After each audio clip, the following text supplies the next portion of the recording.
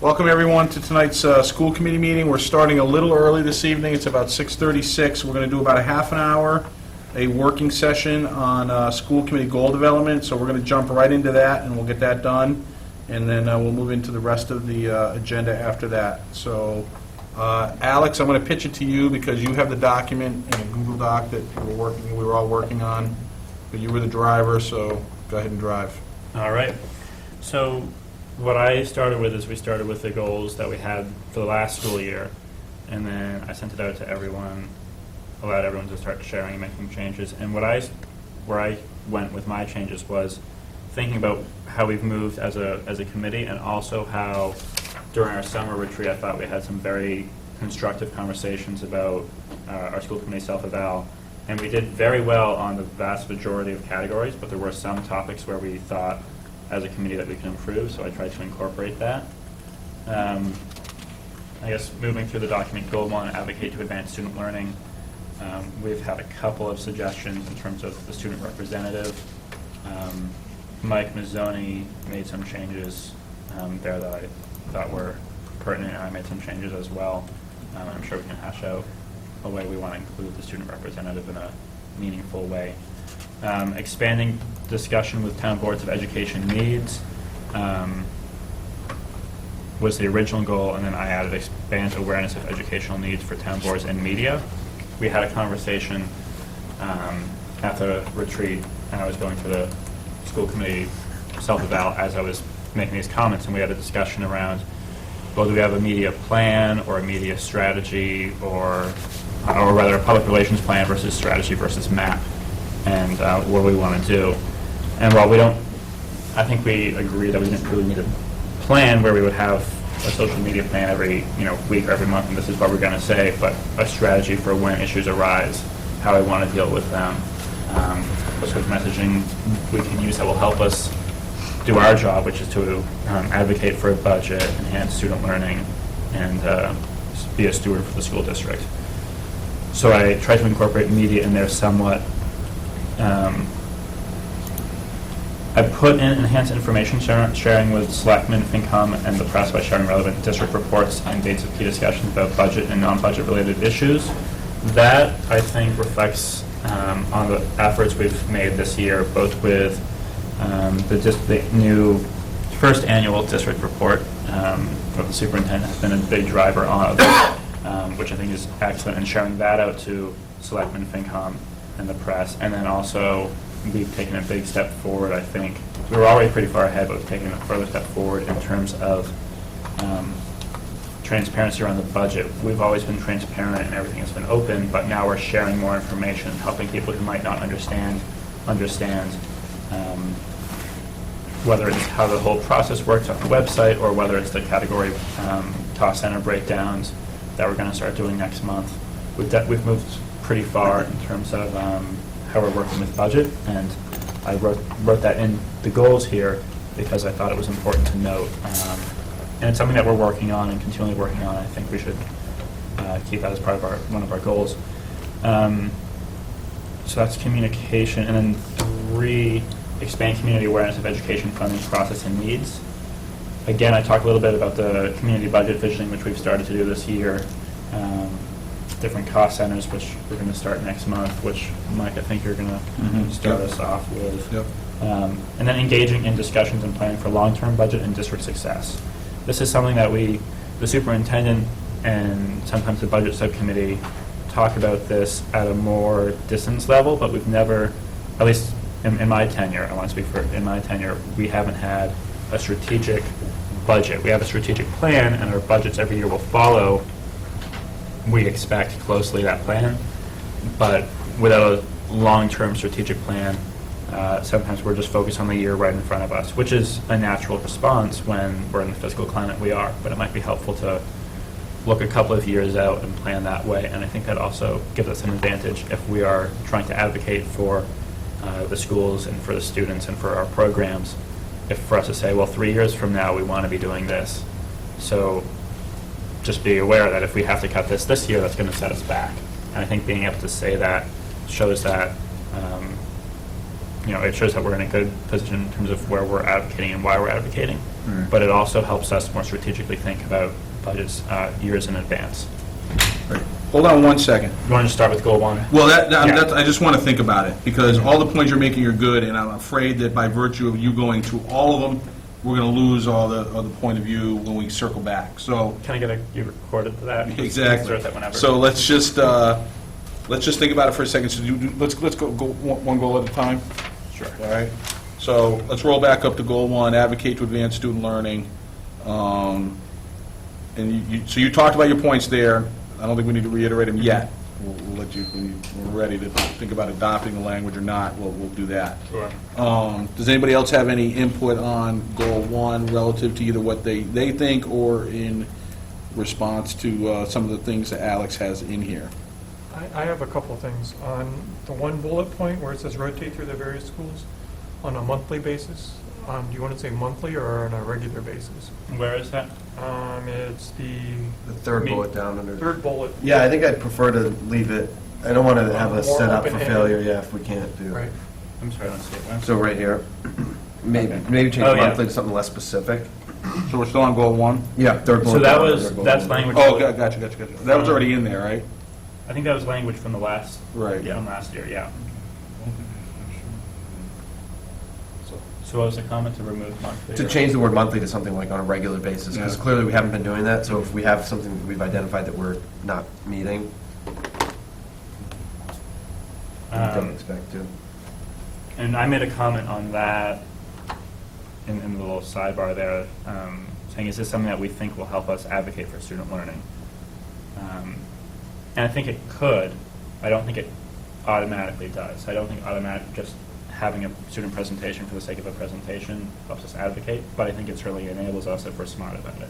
So it's just a question that I wanted to bring up. The other thing is, and I want to make sure I understand this, rotate through various schools. What we mean is having various schools come here, right, to make the presentation. Mhm. Right, okay.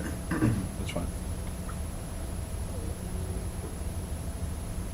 All right. Anything else, Mark? Is that okay? On the second item there, where it says hold a quarterly joint meetings with Board of Selectmen and FinCom, I wonder if there's other boards we should be meeting with or having reports with, like Park and Rec or so on and so, I mean. It's a good point. My personal response to that would be that I don't think we need to hold regular quarterly joint meetings, because our overlap with them in terms of their mission compared to our mission isn't as regular as it is with these two boards. I agree with that. It's just the way that the first part is worded, where we're saying we're expanding awareness of educational aid for town boards. We Right. picked two, Right. right? So if we're only picking two, then we should say it's the two. If it's the Right. town boards, maybe we want to open it up to other, how we're meeting with the others or. No, I agree. All I'm thinking is that maybe it would be another bullet to address the other town boards. Yes, I agree with that. Right. I'm And just I wouldn't suggesting. hold quarterly joint meetings with Park and Rec unless we needed to for some particular purpose, but I've never seen it yet. Right. I agree with that. What do you think, Darrell? I'm having technology failure. Oh, I can't that's your, get okay, to the that's your anguish? document right Okay. now. All right, no worries. Well, for me, anyway, it's bothering you. No, I mean, in general, though, I'm fine with that. I was let me just comment on the piece at the end. There was, I was going to propose at the end, and we can chat about it later before adopting them all, is did we want to just simplify to the top-level goals and then have these as more as the action plans that we're going to use to execute them? Because I find it difficult sometimes to say, what's the school committee goals? And you want to be able to tick off the 3 or 4 things that we're focusing on this year. And what I'm struggling with is in this format here, it's like the selectmen's goals, there's 50 of them, and you don't really know which ones are Or actually happening. well, I mean, it's hard to just tick them off, kind of thing. So that's just my suggestion, I don't disagree with the bullets that we want to try to achieve this year, but I was just maybe going to suggest at the end, are we going to advocate, really the primary goal is advocate advancing student learning and focus our efforts on that, and these are how we're going to do it. I mean, But would you be okay with advocate to advance student learning, and then one, expand role of student representative, emphasize district, student success needs and concerns, but leave off the bullets, Yeah, let's take away the supporting bullets below? Yeah. Yeah, so, Okay. so I had, if you go to the very last page, or the very last piece there, so I had the goal, the primary goal was advocate to advance student learning with 3 sub-bullets, expand the role of student representative, Okay. expand awareness of educational needs for town boards and media, and support implementation of Vision 2020. Okay. And then I didn't disagree with all of the sub-bullets that we were making along the way, but I'm maybe going to advocate that we simplify it once we get done, the process there.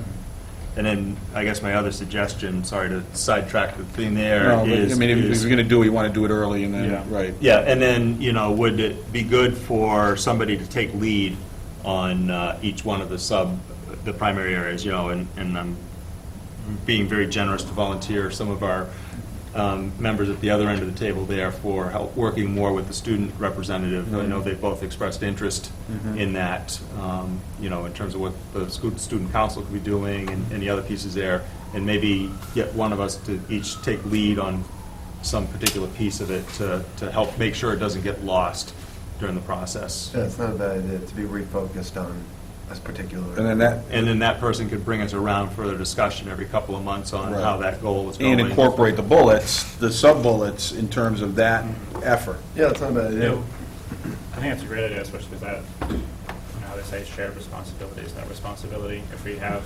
someone like Mike responsible for the student representative piece, Well, that hypothetically. Mike. Yeah, I was looking Are you down. okay with that? Chair Mike? Yes. Chair Hudson. My only thought on the bullet points is absolutely maybe we should simplify. I just don't want them to get completely lost. Yeah. So if they are a part of an action plan or a support, however we want to include them, they don't need to be included as they are at the top document, because that could get tricky to, okay, what are the school committee goals? An appendix or an addendum to the, Yeah, I mean, actually, we could even call it, But there's you the just action pull- plan. I was just gonna say, you have the goals that you can publish independent, and then you have action items under each one. that Right. you- Right, and then if we have somebody lead on that, and then every 2 months come back to the whole board, and it's not just necessarily meaning they're the ones doing it, but they're No, helping but they're facilitating, shepherding the yeah. whole Yeah. piece Yeah. along. right. Does Okay. this mean we're going to have more subcommittees?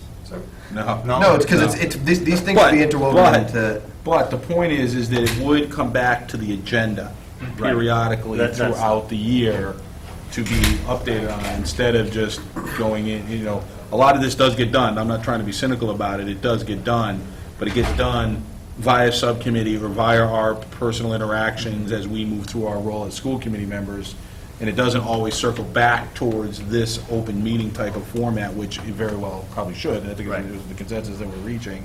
I think that's a great point. So, just to be clear, Darrell, which part are the goals that you're trying to take out? Because there's the big goal, then there's a number, and then there's a Right. bullet, right? So I stepped back a little bit and looked at the whole bunch of it and said, well, if I consider one primary goal, which is advancing student learning, and actually all of those will fit within that same goal, and then I think I took the 4 major categories and called those, simplified them down to the 3 sub-bullets within it. So I think Because they're Martinez- interleaved in terms of Right. budget advocacy, media, and outreach. It's like, well, no, that's really just all part of our... I was just looking at what your simplification was, and they didn't exactly line up with the It top level. did, So I wasn't, because I stepped back a little bit and maybe reorganized it a little bit, so it may still need a process to just reallocate the bullets to the action plan to the specific correct pieces there, but I just bring that out as a possible approach. I'm thinking. And I'm fine also with the previous format, since I invented the previous format. Well, and it's really you're really talking about a marketing. I mean, these are the goals regardless of how we show them. It doesn't, Yeah. we can. Okay, that's all good. But where are we right now with ostensibly 10 minutes to go? So I think where we in will. this working session. I think where we will end up tonight is I'll have a better sense of Okay. what the committee wants, and then I can incorporate that over the weekend and send something out at the beginning of next week. But moving through, so I think, are people good with goal number one? Which is to advocate to advance student learning. And then we have the various action items. Well, So I'm wondering, in terms of the action items, I'm wondering, would we be okay with having a format similar to our district's strategic plan, where we have the main goal, and then we sort of break that down into indicators of success, or different, I don't want to say not standards, because that's higher level, but different indicators? Right, you could break it down into your standards at the top, and then your goal, and then your elements. So, That would be advantageous. What I would really like to see, whatever you end up with, is have it linked to our strategic plan. Mhm. You know, this particular goal, for example, Yeah. is linked to standard 2, 4A or something. Mhm. Yeah, I'm less concerned with the format for now. I mean, we've only got a few minutes, so we should probably talk about just the, I mean, Yeah. it really doesn't matter how we publish it, as long as, I do like Kelly's point, it's a little different, which is, we should have the goal of tying these things to Mhm. the strategic plan. I think some of the time, I think sometimes we'll have, because we are a board, I think sometimes we'll have something where we'll want to work as a board that might not directly Yep. relate to the district. But I think That will happen. certainly with advocating for to advance student learning, I think there's definitely an opportunity to tie in. So what I will do when we conclude is I will take all this feedback and I'll send something back out, hopefully in a format that makes a little bit more sense for this document. But in terms of goal one, so, just before we move off that, reading through this again, it looks to me like if you just got rid of the goal 1 and goal 2 and went with the numbered bullets under them, they're actually pretty close to what your primary goals are. They give you enough information about what you're trying to achieve without going into the specifics of the actual bullets themselves. The bullets themselves, I agree, move out to an action plan, but if you take the numbered ones and move them up as your primary goal, I think you'll end up with about 6, probably, and they'll be specific enough that you can see what you're trying to accomplish without being so specific on how you're going to accomplish it, right? Whereas the high-level goals right now, advocate to achieve advocate to advance student learning and things are so generic that it's kind of hard to say what you're doing to accomplish that goal.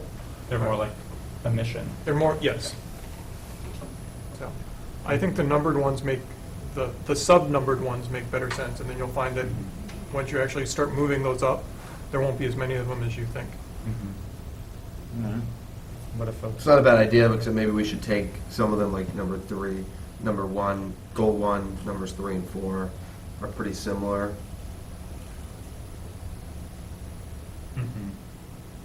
Actually, everything except for goal 1, number 1, the last 4.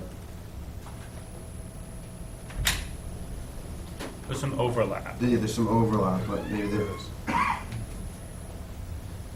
think I'd like to change in the 4th bullet under goal 1, subpart 1. Engage in discussions and planning for long-term budget and district success. No, meet monthly with student advisory committee. Oh, I see, yes. And the same thing, I would make that a more generic, because you don't want, instead of using the word. well, I think that's the point, though, Mike. That's coming out. So this will be. But still, but these are action items that were going to Right. be part of our goals, so. Right. We don't want to fail on an action item just because it's the word monthly. But it's arbitrary, right? Right. That Oh, makes okay, I sense. see what you're saying. So you want to get, all right. Because we are limited on time, would it be all right if we focus on clarifying the goals and the structure, and then I will turn this into some action items, and then we can do feedback again at another session? Yeah, I think we're going to need to. So let's circle back to Mark's comment about going into, using the 1 paren, the 2 paren, the 3 paren, and moving them up to the actual goals. I like that. Darrell, you have any thought about that? I think that kind of almost mirrors. What you were doing anyway? Yeah. Right? Yeah. And then I think after I looked at them a little bit, there was kind of quite a bit of overlap between like 2 and 3 there that I just collapsed it into one item. So Alex, when you're looking at those, just look at what Darrell was thinking and just, Yeah. you don't have to adopt wholeheartedly, but, you know, if you don't Try to know channel why, it in a yeah, general. you know, right, Yeah. exactly. I think, you know, I think the agreement is that they're all laudable, but it's just, How do we? right, you just need to be Capture that, reasonably concise and not, you know, repeating the action or repeating the goal.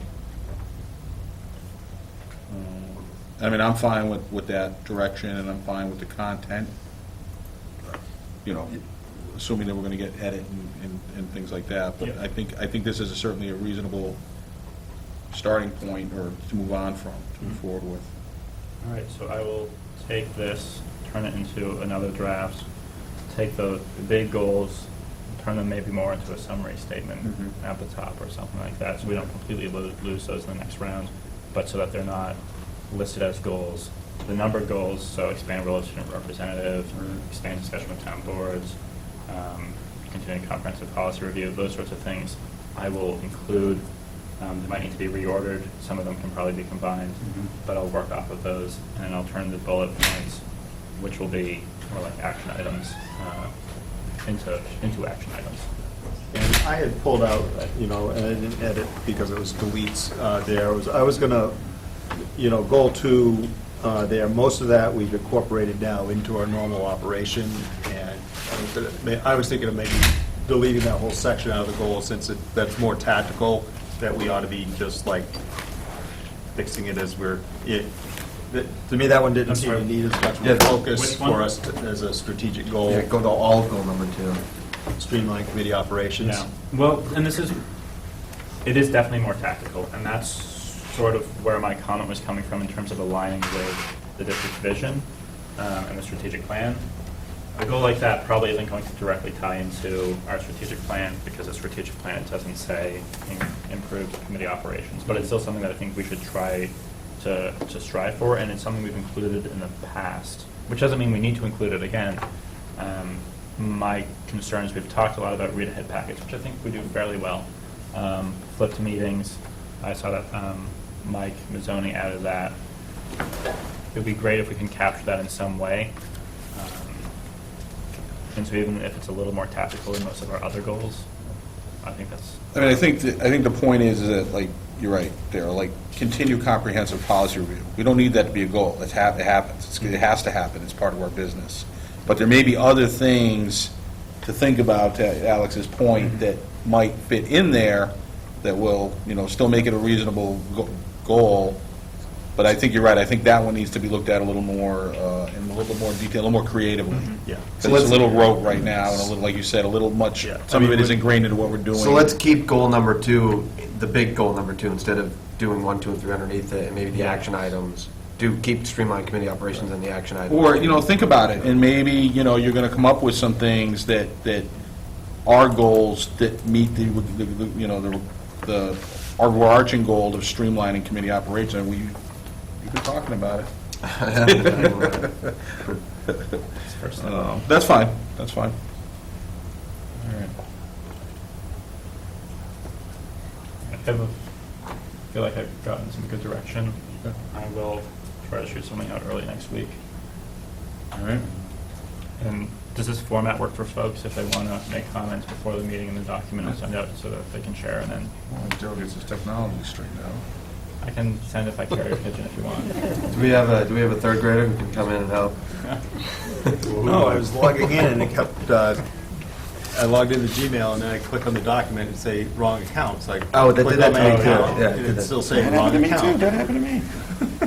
All right. That's why I still use this piece of junk now. All right, we go down all that? Yep. All right, good. Thank you, Alex, for Yeah, that thanks. effort and continuing to roll with that. I do want to note, I think I was volunteer for this maybe 2 meetings ago, to just put it up on the Google Drive, and that's when I knew that I would end up. Exactly. That's how it happens. I think it's a function careful. of the secretary position. Yeah. There, since it. Yeah, so I'm sure you're enjoying all of your vice chair duties. All right, then we're good on that, so we're going to close the working session, and we're going to go into our public hearing, which is on the potential addition of CPR as a graduation requirement. Mr. Clenchey, do you want to lead us on that one, or? Sure, I'll go over the agenda a bit more and talk more about it. We brought this up at a previous meeting, and at that meeting, we decided that we needed to have a public hearing. I felt compelled at that time to also bring in some experts that are offering CPR in our district, along with the Red Cross, and give them an opportunity to talk about their take on the program and how it may fit into the potential high school curriculum. So at this time, I'm going to turn it over to Principal Harrington to introduce our guests this evening, and we'll have a short presentation, and then we can deliberate. Great. Thank you very much, Superintendent Clenchey. I'm pleased to come before you again tonight to recommend CPR and AED training or instruction for our high school students as a graduation requirement. We're currently already providing this instruction, actually twice by the time a student graduates from Littleton High School, and it's our thanks to the Littleton Fire Department for making that possible. So we will, tonight we're here to propose this as a graduation requirement and as a policy on the books, even though we're already doing it, so that we can be designated as a CPR smart school through the American Heart Association. We have a representative from the American Heart Association, Patricia Malios, who's here tonight, and she's going to speak to you and present the reasons why this is a good step to take for Littleton High School. We would be, from what I understand, probably the third high school in Massachusetts. It's a grassroots campaign that's been started by the American Heart Association. Initially, they had tried to pass legislation or lobby for legislation at the state level. It wasn't getting anywhere because of there's a tremendous reluctance, including at the local level, including on my part, to see any more unfunded mandates. And so we were particularly concerned at our last meeting about how this would be funded in a cash crunch. If it was a down economy, or budgets was a particularly difficult year, how would we be able to maintain this instruction and not cut it? And I talked to Chief Wazinski from Littleton Fire Department, as well as Tyson David and other folks from the fire department, and they have offered assurance that that's not something for us to worry about because of the sense of volunteerism on the part of the fire department, the local community, but also just the dedication of manpower or firefighting power for training from the fire department, that they would provide the training and they would be willing to help support us, the schools, in providing that. So that assurance is going to be presented tonight by the chief. I also appreciate the support and guidance of our wellness coordinator, Mrs. Meredith Perry, who's here before you again tonight, to advocate on behalf of this requirement. Again, I can assure you that it's a requirement that will work within the schedule of the high school. We feel it's something that won't be disruptive or take away from, in any significant way, from instruction that's already going on, because we're already doing it, and we've already been providing it for students at the high school twice, sophomore year and senior year. And so I'd lastly just like to say, before I turn it over to I guess I'll have Patricia Malios come up from the American Heart Association next to just speak on behalf of the American Heart Association and their efforts statewide, and really across the country, to advocate for this as a requirement in schools. I'd lastly like to close with, this is basically a life skill for students, for young people today. It's something that they never know when they'll need it, but the fact that they've been through the training will certainly be helpful. Lots of workplaces require it. In fact, Littleton High School staff and Littleton Public School staff, through Superintendent Clenchey's advocacy, are now all trained in CPR. I believe it's all buildings. It's certainly at the high school and I think at the middle school. Chief could probably give more specifics if it's at the other schools yet. But that's something we're doing with our staff. Lots of professions require it for training. And young people today, teenagers today, certainly, a lot of them are babysitters, and I think that provides maybe a small measure of reassurance to a parent if you're leaving your child in the care of a teenager who's been CPR trained. I think that's probably helpful. Lots of lifeguard programs provided. So there's a lot of different ways for the kids, our students, to meet the requirement. If they wanted to do it outside of the high school, and particularly if they went through something more significant like a lifeguard training, we would acknowledge that, just like we do with our physical education requirements now. So That's something I just wanted to close with. And I'm going to, at this time, call up Patricia Malios to present on behalf of the American Heart Association, and then we'll have Meredith Perry come up and just say a few words, and then we'll turn it over to the chief. Chief, is that okay on your schedule? Because I know you could be in demand at any given moment. All right, thank you very much.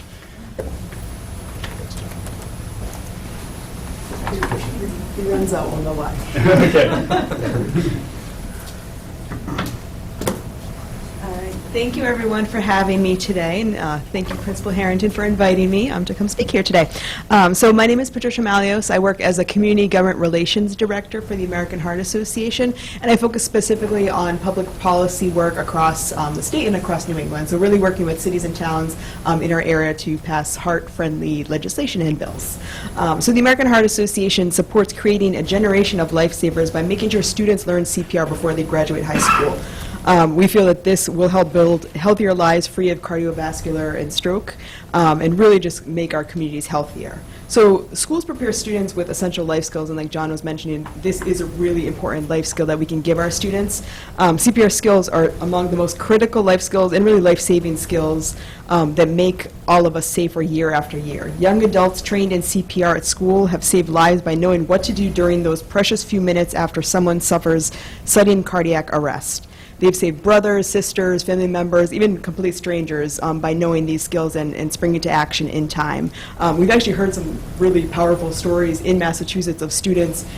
We had one student where he was shopping for a tux.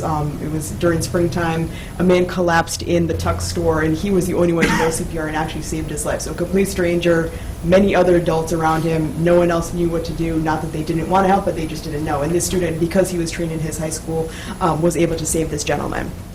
So each year, there are sadly nearly 300,000 occurrences of out-of-hospital sudden cardiac arrest, and most of them are fatal. I think a lot of us have kind of heard these stats. Obviously, the more time that passes, the less chance an individual has to survive. But really, if you're able to give that CPR right away, within the first few moments, the person's chance of survival can actually jump up to 40% or higher for sudden cardiac arrest victims compared to those that don't receive CPR within the first few moments. And like John said, obviously, we're happy with the fact that we're working with school districts to work on this curriculum. While in some senses it might seem easier to work at the state level, I think going district to district really is best for all of us, because we're able to kind of figure out what works for each school district. What works here might not work in Worcester or Springfield or on the Cape or whatnot. So really working kind of individually with districts and with schools to figure out what works best. So obviously here with the Littleton Fire Department, there's a successful history of providing this training, and we really want to continue that in the schools and really provide a little bit of recognition, I guess a little bit of formality to the program. I think John had mentioned the CPR Smart Schools program. So really what that means is recognition from the American Heart Association that schools and school districts are offering this training to their students. So it's showing that commitment. You know, for some schools, obviously the recognition is really wonderful. A lot of people don't want that recognition. Maybe that's not what kind of urges them to do it. But I think from our end, we really want to show the public and the community that there are schools and school districts that are committed to this and are committed to their students. So I have some folders with information that I'm happy to share with you. But you know, really, we're in support of just continuing what's an already very successful program. You know, I spoke with the chief, is that the correct level? I don't want to downgrade you at all. With the chief a few moments ago, and just talked about really the success of the program and really the potential for sustainability. So I think that, you know, really just continuing what's already working, and certainly has the full support of the American Heart Association. So thank you for having me speak today. Thank you. Any questions before I go? Questions or comments? What is the recognition or certification that the high school or district would receive? So there's a few different things. Some school districts have done like an assembly at school. We do some kind of media promotion to bring some attention to the district and obviously show the great work that they're doing. We've done recognition at the State House, but kind of like the policy, we work with whatever the school district wants to do. Some schools want to do something really small, others kind of want to do something big, because why not? It's a great thing to recognize. So really, you know, whatever we would kind of decide as a group.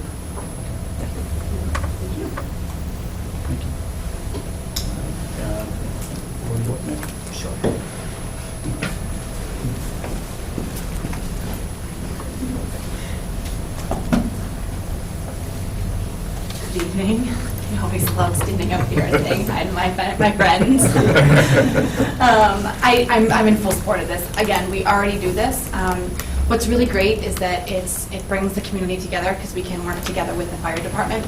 I tried to do this in my health class, and for a couple of years I was able to do it, but because of the student-teacher ratio, there's one of me, and I had up to 30 students in my class, that it would take me 3 weeks to go through something that 10 volunteer firefighters, the firefighters can come in, volunteer their time, and they can go through it a lot faster. So that's something that, my curriculum is already jam-packed, and to take 3 weeks out of it to do something, which is very important, and I fully support it. And so when we first started doing this, I'm right on board. I even have extra CPR dummies that I always bring down to the gym. What else do you need? What can I do for you? And so it's really nice to be able to work with the community. Also, as a teacher, I feel safer if I know that everyone in the school has had some form of CPR training, that I know at any moment, I could go down. I don't know, and I know that someone will hopefully come to my rescue. So to be able to have that reassurance as a teacher in the school, I think that that's really important as well. Not to mention that we do have 3 AEDs in our school, and even some of the students were like, what is that? Yeah, right. And so that kind of really got the ball rolling. But we have the equipment already installed in the school, and if nobody knows how to use it, Right. it's not going to do any good. So be able to have that, and the students are like, okay, now where's the AED? It's kind of a fun little game that we play. Who can ever get it to me first? Not the actual AED, just the location. So it brings everyone kind of together, and it's a safer community in the schools as well as the community. Thank you. Thank you. Chief, I think you're up. Thank you, Meredith.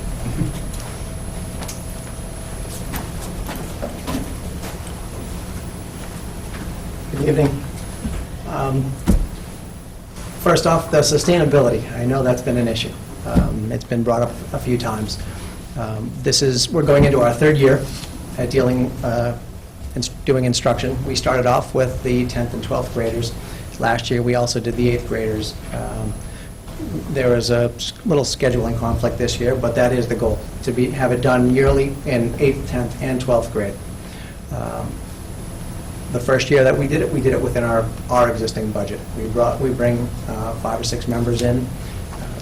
Some of them donated their time. We were in the school for the day, and we provided basic first aid and AED awareness. CPR and AED awareness. And as the year after that, we applied for the SAFE program through the state, and we were able to obtain some grant funding for that. And that has helped us out in the last couple of years as we have expanded. That not only helps us with the CPR in the high school and the 8th grade, but it also does our fire prevention in all the way up to K through 6.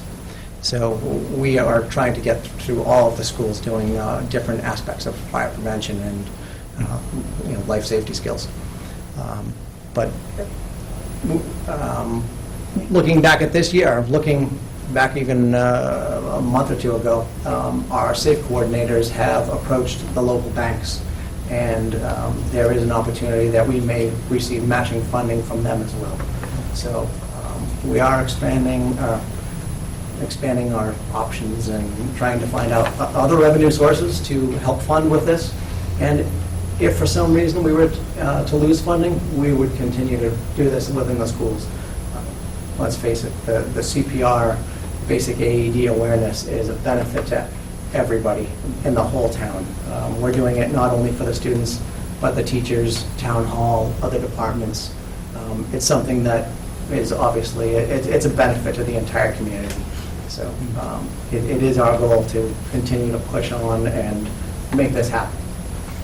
As our department expands, we're going to fan out to more groups, the seniors, any organization we can within town to help them, help make the town safer. Thank you. Questions? I think it's great. I think I said this the last time we had this conversation, but I think it's great that we're doing all that CPR work. And I know it's not free, but it doesn't show up in our budget, so it shows up in yours. So thank you for that, because it's really meaningful. Not a question so much for you, Chief, but just something that I think we should think about. I think this was brought up at the last meeting. I think it's important that we continue to train students in CPR. My question is, what's the difference between adding it as a graduation requirement versus having it as we do now, where you're all set? I'm not going to ask any questions. Well, maybe they will. I don't know. But the question of, do we add it as a graduation requirement when all of the students are already doing it anyway? I guess this is sort of almost like what we were asking during the goal discussion. If we're doing it already, should we add it or not as a graduation requirement? Right. I think that's a good question. Anybody have any comments on that? Or is there a response that the administration would like to make before we start discussing that aspect of it? Well, if you- Without a faulty set of assumptions? If you recall the articles that I sent out to you on CPR training, there are some states out there that have made it mandatory as a graduation requirement. I guess the way I look at this, I know we're doing it already, but for lack of a better rationale, when our students do something, we give them credit for it. If they are on an internship, we award credit. If they're doing community service, we award some sort of credit. So this kind of just falls hand in hand with the philosophy of how we track what our students are doing, and obviously that entails a finalized picture when they graduate from our high school in terms of the skill sets that they possess. You know I'm passionate about this, and the credit requirement is a side component. I'm just thrilled that we're able to give this opportunity to our students, and it's a benefit to our community. It's interesting, my granddaughter's only 7 months old, and I'm already known as the overprotective grandparent. And I gave them a similar, I don't like using the word lecture, but a conversation. And when I was up there this weekend, I found out that my son and his wife have CPR training. The other set of grandparents are both trained as well, since they will at times look after my granddaughter Peyton. So that message was taken seriously up there, and there's nothing but benefit to this program. And personally, I don't see a disadvantage. I can't think of a disadvantage of awarding a credit for the completion of something that's important. I had a couple of questions. Yeah. Wanted to catch. So the CPR training includes AED training, you know, how to use the... Correct. They're, actually, I'll back up a little bit, but all of the instructors, they're all public safety educators. They're Pro Board certified nationally. They will do all the instruction in CPR and AED awareness. It's amazing that when we started this, everybody knew that there was a red box on the wall, but nobody knew how to use it. Yes. And it includes teachers. Yes. So that's concerning. And since we've done the instruction on the teachers and the students, like Meredith said, all right, they know where it is, they know how quick to get it, and they all know how important it is to have an AED on somebody as fast as possible, because that's what's going to save somebody. Is it the same way they used to do it on Squad 51, or is it a little different? It's a little different. Do you feel clear? It talks to you. It's all talk to you. And that's the best part. Yep. You can does tell you yell that. all clear if you want. All right, thank you. It makes you happy. Yeah, no, that was important because because I think that's a piece there.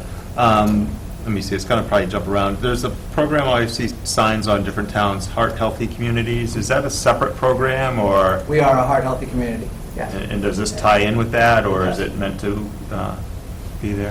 Okay. And then you've been able to get the SAFER grants in the last couple of years for this. How much of that grant money do you use typically for the CPR training? So the grant money is used for handouts and materials as well as to pay overtime. So the overtime for it, depending on how many instructors are in for that day, that's what it covers the cost of. Mark, any questions or thoughts? My only concern is, I applaud the program. I think it's a great thing. My kid was through it last year. Actually, both kids were through it last year. The only question is whether or not should be a graduation requirement in my mind. I mean, I don't know what you do when kids come in late to the school system or whatever, it just seems like, I think the goal should be that everyone is CPR certified, but to make it a requirement is still, I'm not sure one way or another. That's a good question, and I think that was brought up briefly the other time we talked about it. Okay, what would we do in a situation like that? I know you intimated that we would have considerations for students that came in late, and it probably doesn't happen probably very much often at all, but the potential is certainly there. How would we do that with relative to a graduation The requirement? principal has the legal authority to waive the requirement. It's already in the special policy, circumstances. Okay. Our policy speaks to any graduation requirement. So we waive, one of the most frequent ones is world language issues because of language-based learning disabilities. That's one I get every year in terms of a formal request for it. And then there are others, though, the things that come up. Algebra 2 sometimes comes up for math disabilities.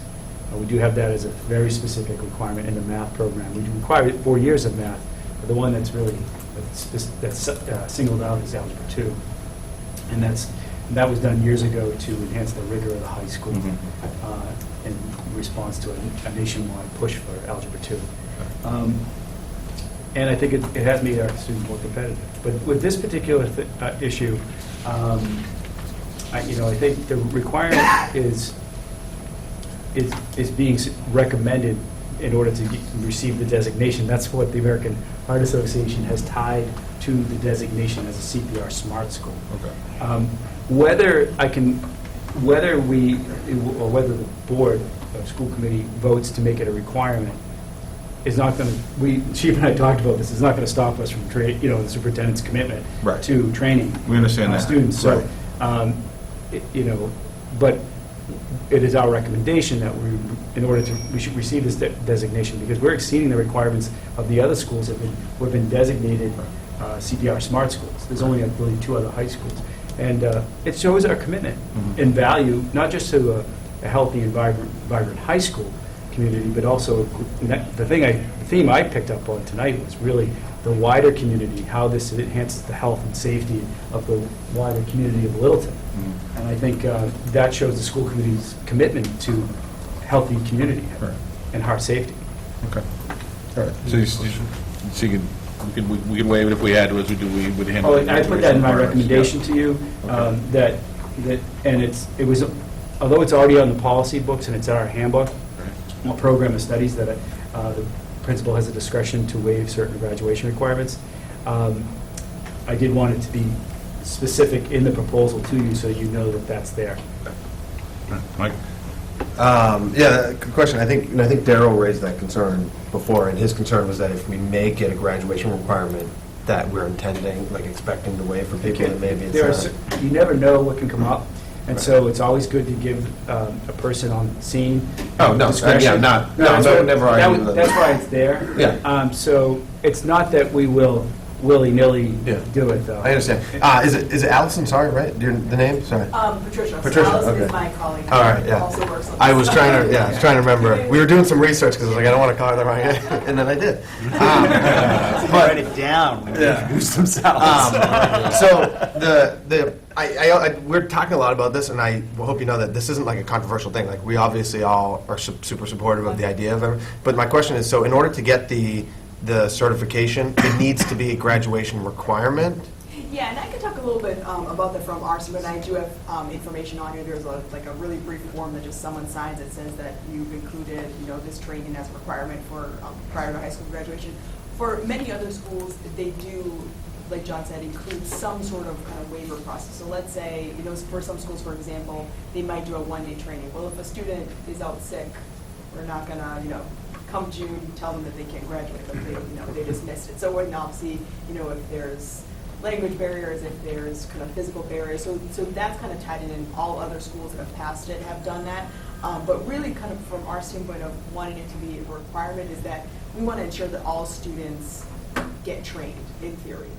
So while obviously fire department is offering the training, I think kind of formalizing it and making it a requirement ensures that all of our students are getting the training, that it's part of the curriculum, it's a standing program. And then thinking of sustainability, really, I'm working with some other towns around getting funding, and the part that is kind of enticing the funders is the idea that it's a required class. If we're saying, well, we're piloting this class, and we're not sure if they'll be here next year, but can you give us $5,000 for mannequins and whatnot? That might not sway them, but if we're telling them it's a requirement that we want to train our students and keep the community, see that that's really a part of kind of helping get some of those resources as well. But certainly happy to share with you information from other communities that have included this. I mean, we definitely don't view it as something where we want to punish students or punish districts and making a requirement. Yeah, no, of course. Like that. But it's really just formalizing it and ensuring that all of our students are getting the training. I think from our perspective, or at least from my perspective, like, it's such an amazing thing, and of course, we would want every student, but to me, it would be easier but and more effective if it was something like if 90% of your graduating class has been certified. That way, because what we don't want is 10, 15, 20 years from now to have all of these sort of like novelty graduation requirements that we lose track of them. So maybe that's just a job, something that we need to keep track of. Maybe later on we have one graduation requirement that's like your community something and includes a couple of these different things, but I guess that's an issue for us to worry about. Like maybe we consolidate them into your community awareness or whatever. I think that's a good point. I don't necessarily think that it's a reason to hesitate to No, put a not at all. graduation requirement in place. It's just a good reminder that because we are doing that, we need to be cognizant of the fact that we're doing that and revisit and reevaluate and make a determination periodically that it's still the right thing to do, or maybe there's a way to do it better, the same thing better. It can evolve over time. So that's a good point. Thanks. Alex, any other thoughts? Or? So I think we keep getting back to this question of the only real difference between whether we add it as a graduation requirement and whether we don't is working with the American Heart Association in terms of media and highlighting our success and things of that nature, and that it's then a graduation requirement. I think that's the thing we're asking ourselves. I'm not opposed to the idea. I think it's great that we're doing the program and that every student is receiving it. I'm wondering, and Daryl brought this up last meeting, I think, correct me if I'm wrong, Daryl, but the only question is not so much on even this particular edition, but should any other organization come forward and say, what if you added this as a graduation requirement? And maybe it's something we're doing already. Maybe it's offering computer science, and code.org will give us a certain level. The last time we added a graduation requirement was for a very specific reason, and that was when the Department of Higher Ed, and I believe it was the UMass system, increased their mathematics requirements for, or recommendations rather, for potential college students. And so we upped our graduation requirements for 4 years of math at the high school at the same time for that reason. Right. I think it's great that every student's getting CPR. I think we also do a lot of other things that every student in our school system gets before they graduate, and I don't think we need to add those as a requirement. So I guess that's sort of why I'm bringing this conversation here, because I think it's an absolutely great program, and I'm so glad that we get to do it. And I'm going to be bragging about it with the school committee members down in Hyannis in November at the MASC meeting. But that doesn't mean that we need to have it as a requirement.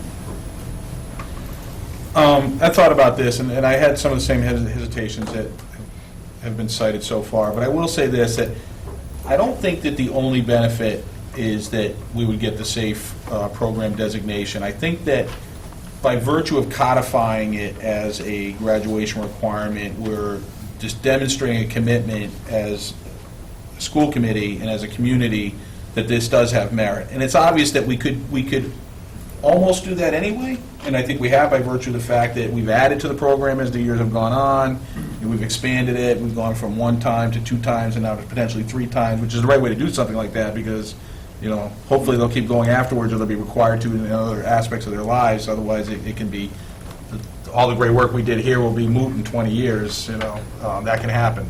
I don't remember calculus either.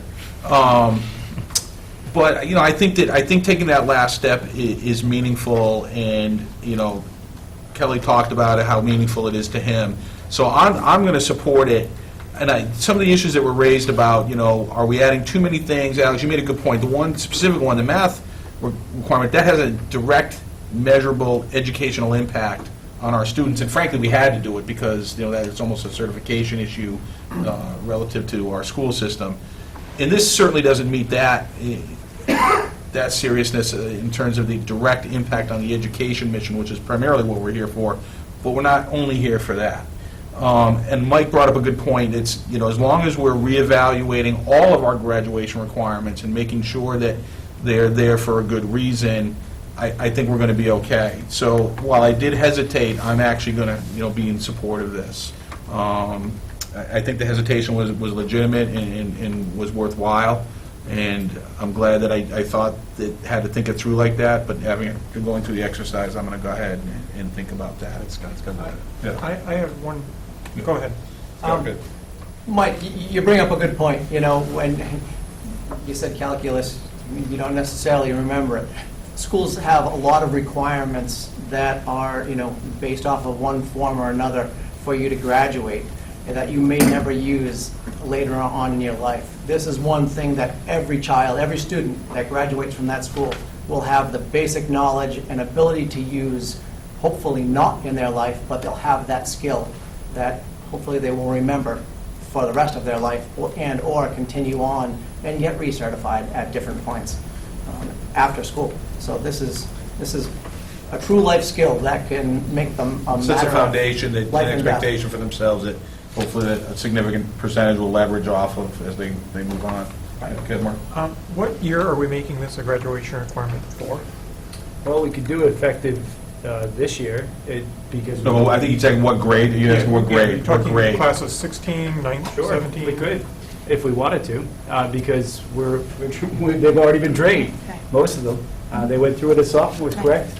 And so we could do a check to see if they had been trained as sophomores, and then we're providing the training again to seniors this year.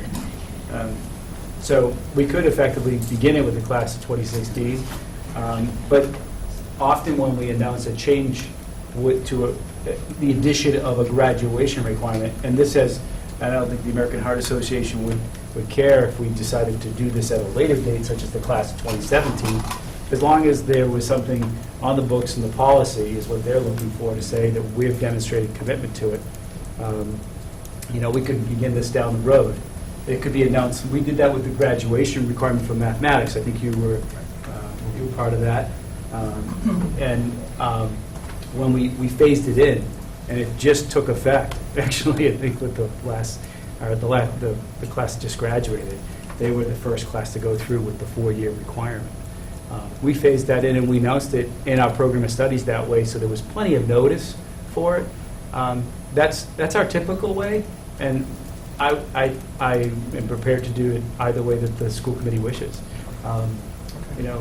Whatever you see fit. My other question is, who's tracking it? Who's tracking which kids went through this training and who was It's a absent that day? coordinated effort between, Meredith certainly helps out with a lot of this stuff anyway, but working with the guidance counselors, we have a graduation checklist for every student in school, and one of the things that would have to be checked off would be CPR training. Did you participate? It could be noted the date. It's pretty easy to just take the attendance roster from the day and then hand it to the guidance counselor, and we hand it to the guidance secretary, and she checks off and notes the date on the graduation form, this graduate checklist.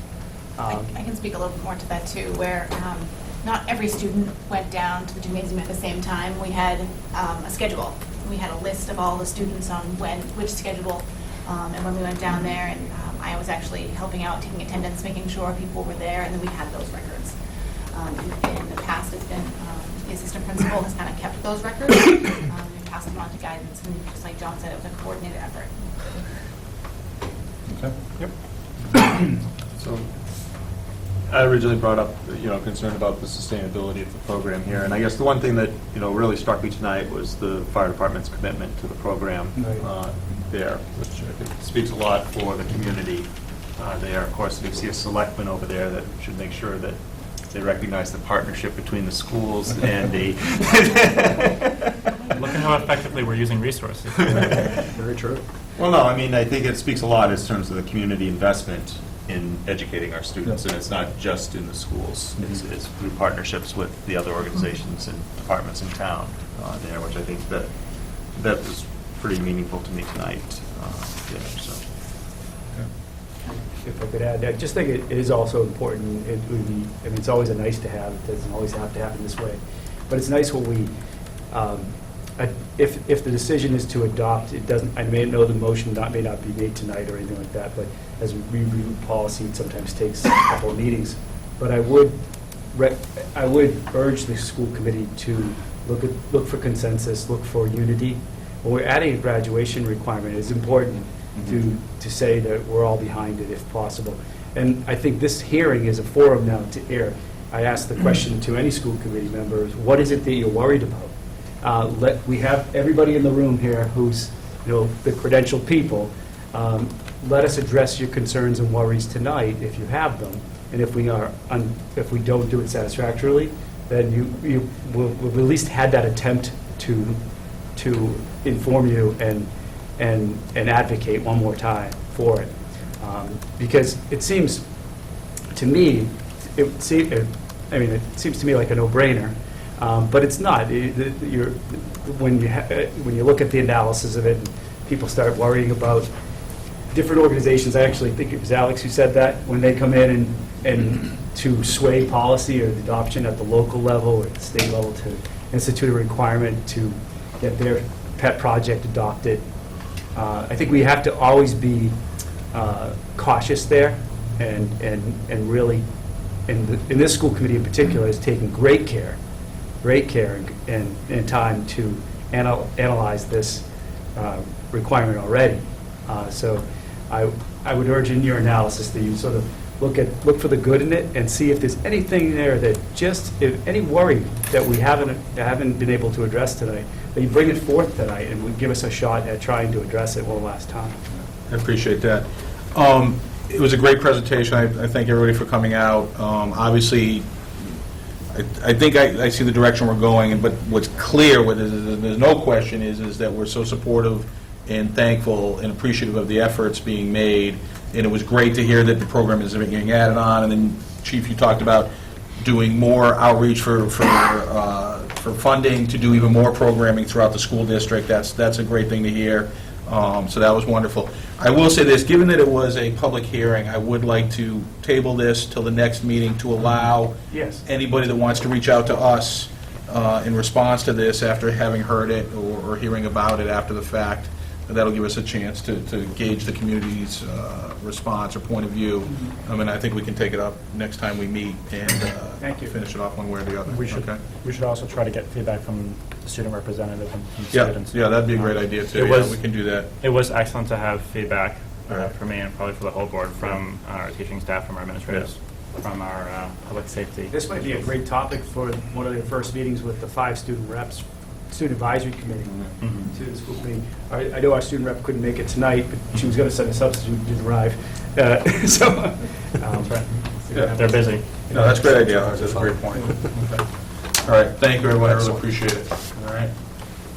All right, we are actually we finished up a little early with that, and we need to kind of wait till 7:45 so that we don't get too far ahead of ourselves in case people are coming for particular items on the agenda.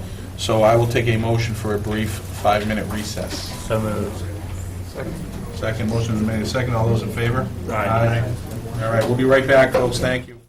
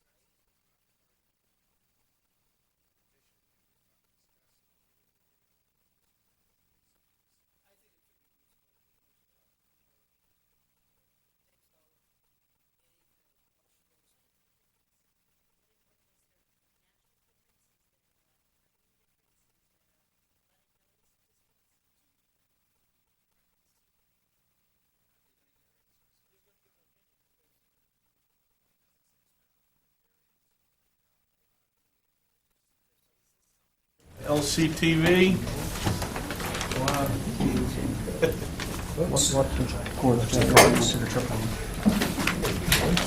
All right, we good? We live? All right, we're back.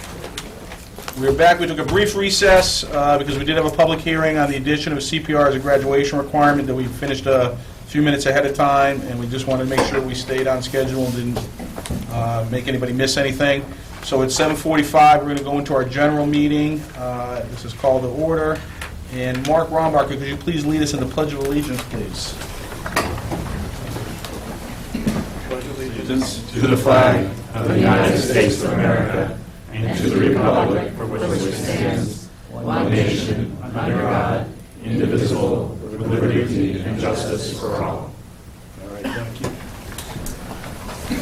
And our first item of business is the consent agenda minutes from October 1st, 2015, and oath to bills and payroll. Make a motion to accept the consent agenda? Second. Motion is made and seconded. Any discussion on those? Hearing none. All those in favor? Opposed? None? All right. Interested, so you know what? Before we do that, let's go ahead and do the recognition. Sure. All right? Yeah. Sounds good. Recognition, we have a nice crowd here, is the Littleton High School National Merit Scholars. So Dr. Harrington, you going to take care of that for us? Be happy to. Superintendent will be joining me to hand out certificates. Littleton High School is proud tonight to announce the National Merit Scholar commended students in the 2016 National Merit Scholarship Program. This is based on results I think taken in 2014 on the PSATs, and we have a number of students. I think, it's certainly in my tenure, I think this is the largest group we've had. And so congratulations to you all. And I'd like to read their names. Some of the students couldn't make it tonight. One has moved out of state since last year. But we'll acknowledge all these Littleton High School students. And they are with us tonight. Seniors Emily Barkovic, Henry Bouchard, Katie Bradford, Brian Cahill, Laura Hevenor, Hanson Holland, Kerry Hubbard, Samantha Maylott, Noah Majarian, Hannah Tosi, Jonathan Trott, and Micah Webster have been named commended students in the 2016 National Merit Scholarship Program. Commended students throughout the country are recognized for their outstanding performance on the 2014 PSAT, which we just took. Juniors and sophomores just took on Wednesday. And they're also recognized for their exceptional academic promise. Littleton High School's commended students placed among the top 5% of more than 1.5 million students who took the PSAT. And here's a quote from the National Merit Scholarship Corporation spokesperson. Recognizing academically talented students plays a fundamental role in the advancement of educational excellence within our nation. We hope this recognition will help broaden their educational opportunities and encourage them as they continue their pursuit of academic success. Congratulations to you all, and as a small token of recognition, the superintendent is here tonight to present you with letters of commendation. Thank you. And we'll call them up by name. Sounds good. I'll get some pictures. Well, actually, if we can take a group picture at the end, that would be great. All right, too. sure. Emily Barkovic.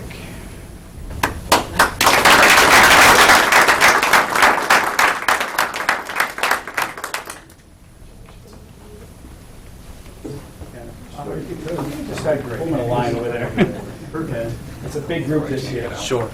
Thank you. Henry Bouchard, Henry, I've been saying that for 4 years. Henry Bouchard.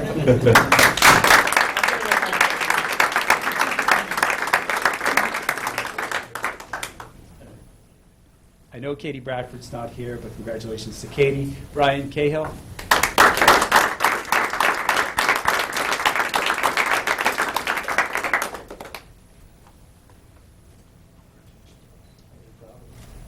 Laura Hevenor.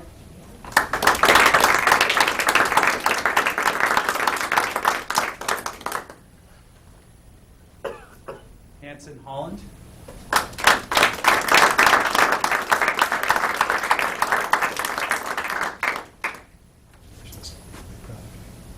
Carrie Hubbard.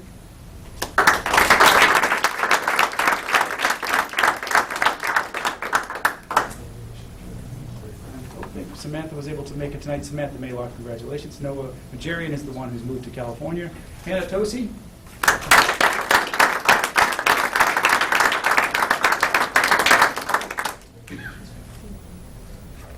Jonathan Trott.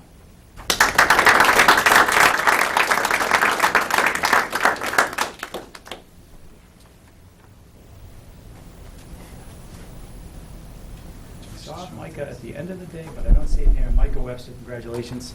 Congratulations to you all.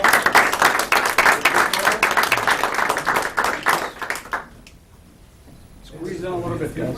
You're gonna have to squeeze them a little bit. Maybe Terry and Laura. I had a good shot. I don't know you guys. And we'll bring Brian over there.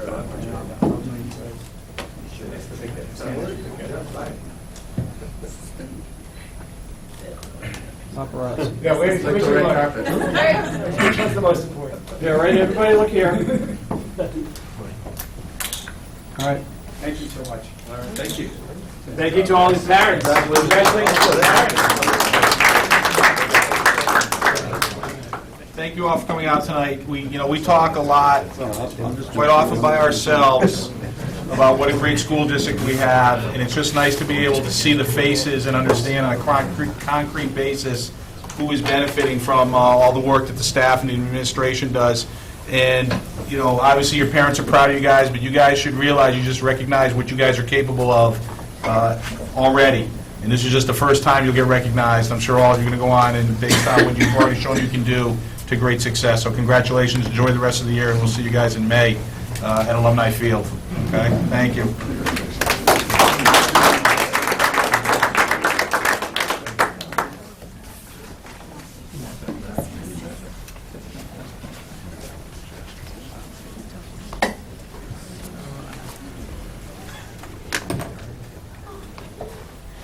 Just going to wait a few moments just to make sure the door clears before we open it up to interested citizens.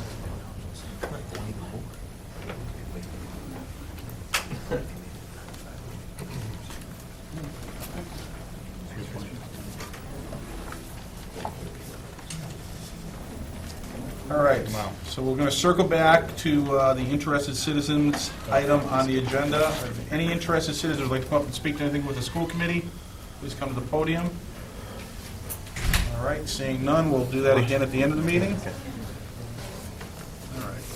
Took care of the National Merit Scholar recognition. We do not have a high school student representative report this evening, so we're going to go right to presentation of the 2014-2015 school improvement plans.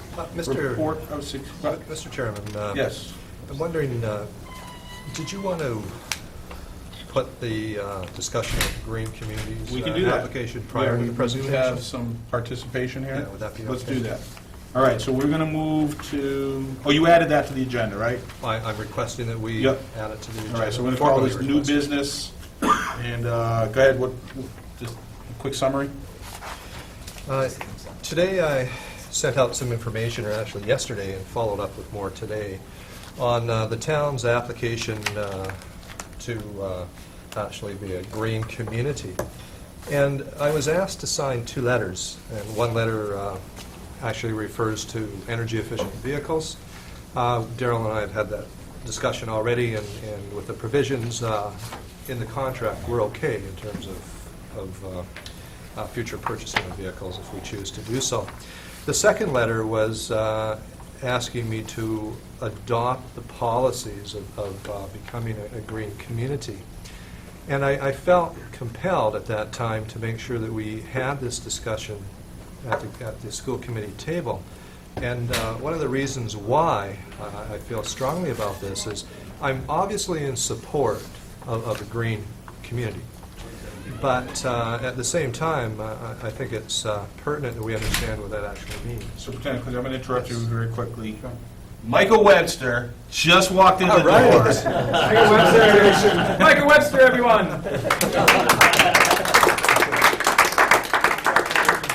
Mike is another one of our National Merit Scholar scholars. Micah, you Yes, know sir. that no matter how smart you are, most of the success in life is predicated on showing up. That's true. So well done. But he's also part of the theater team, right? That's So this true, was that's just his true. way of stealing the spotlight. He came in. I wanted some individual attention. Yeah. That's a good sign of success. That's a marker of success too, right? Don't get caught in the crowd. Good for you. Yeah, well, thank you very much. Micah, thanks for coming. Congratulations. I want you to know you guys made a fabulous dinner. Is that what it was? So it's your fault. Who's doing the dishes? Well, usually every group we go to, 750 means, whenever. Having coached. Yeah, exactly. We know that's true. And we did move it early. Way to go, quick. Micah, thanks for coming in. Thanks, Micah. Thank you all. All right. Excellent.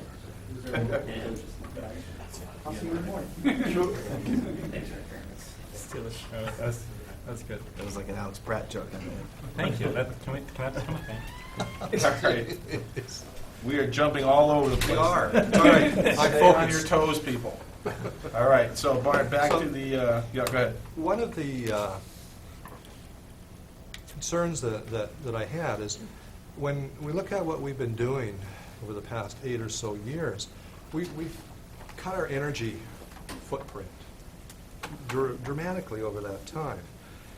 And part of I believe, the requirements of signing would be to commit to lowering our energy consumption by 20%, which may be possible. It may be somewhat difficult, and I'm going to have Dave Riley talk a little bit more about that. And another thing that came to mind is when we look at the list of recommendations to increase our energy efficiency, there are some considerable costs on some of them. And what implications, if any, does that have on our spending plan? We talk about strategic planning for budget. I think we needed to have that discussion in public session so that you as a school committee felt comfortable before I moved in any direction with that second letter. And also the first letter. I think, Darrell, you probably need to speak to that as well in terms of the vehicle component. Do you feel comfortable I with think the having that vehicle one conversation? is pretty straightforward. And we don't have very many vehicles that we own ourselves, just 2 of them. All of our buses and contracted services are not covered by this policy, so we're not under any obligation to try to find high-efficiency buses, which actually are exempted because none of them exist at this point. It would only affect whether the 2 vehicles that we do have, when it comes time to replace them, that they would have to fall within the guidelines of fuel-efficient vehicles, which is probably where we would be anyway on that there. So I didn't have a problem with that one, and in fact, actually, I had reached out to Keith, and he confirmed that with the consultant that was providing the recommendations to the town. So specific to the vehicle letter, then, the school committee is fine with me going ahead and signing that first letter? Anybody else have any thoughts or concerns on that? No? Okay. There are such things as high energy efficient buses, just not school buses. But you're right, they're not covered, so. Yeah. Right. They're exempted right now. Yeah. So Dave Riley is our expert. So I'm going to ask Dave to come up here and just give you a quick overview of what we've been discussing in terms of where we're at in energy conservation. So welcome, Dave. Come on up to the podium. Dave, I gotta be honest with you, I think we're gonna end up blaming you. It's all right. I get blamed for it. I We're get gonna be blamed. penalized by our successes, and you are the biggest reason for our successes, so, just saying, be prepared. So, the 4 there's 4 school buildings probably represent 80% of the town's buildings, and we use the most energy out of all of them. So to get another 20% out of us, and I mentioned I've gone to the green community meetings, and to get another 80%, another 20% out of us, I don't think it's possible. We've done all of the things that we could as far as behavior is concerned. We have spent some money. What's left is all capital projects. So, for example, if we used 2014 as our base year I'm not sure what the town is going for, but the 2014 was the last full year of energy consumption. Our electrical cost for 2014 was $219,772. If you're looking at the green community, 20% of that would be $43,900. On the electrical usage for that year, we used 1,888,452 kilowatts. A 20% reduction would represent 377,690. So to put that in perspective, one of our bigger projects would be the parking lot lights for all four, converting to LED lights. The cost, we had a bid for all four parking lots going to LED. The cost would be $74,032. That would only represent 23% of the 20% that they're looking for. So our savings would be $10,000. Kilowatts would be 79,000, so we're not knocking off too much out of that 20% there. Another example is we've been working on frequency drives for the high school to improve the boiler, the 20 horsepower motors. We've gotten some bids now. It would cost $14,200 to put frequency drives in the high school, which would represent only another 15% of that $43,000 on the 20% that the town's looking for. And then the kilowatt hours on that would be 50,916. So you take 50,000 and 79,000 kilowatts, and out of the 377,000 that they're looking for, it's going to be hard to do. Our overall electricity, we've reduced our electricity consumption 31%, and we're maintaining 31%. And our gas, we've reduced it to 41%, and we're maintaining 41%. So to get another 20 off that 30 and another 20 off that 40 on the therm for the gas is going to be pretty difficult. So you're saying our timing is awful? Yeah, we shouldn't have been in it. We shouldn't have been in This it. community initiative had started when we started with this program, we would have knocked it out of the park. Right. So we're getting, we're getting blamed for being in a And program. as the town explored the opportunity for a waiver because we have been so aggressive prior to this, is there any possibility for that? As far as the application is concerned, I'm not sure if they can even do that. I don't know. That'd be a question for MAPC. Let's be clear, the school department is not saying that we don't want to work on... Oh, exactly. No, I understand. That's what I'm I trying want to to be be clear very that we're not Dave saying cited no it to doing perfectly. these projects, it's Right. just a matter of funding. We could them. spend a bunch of money and still not get there. And then what For happens? this- Right, exactly. Oh, I get it.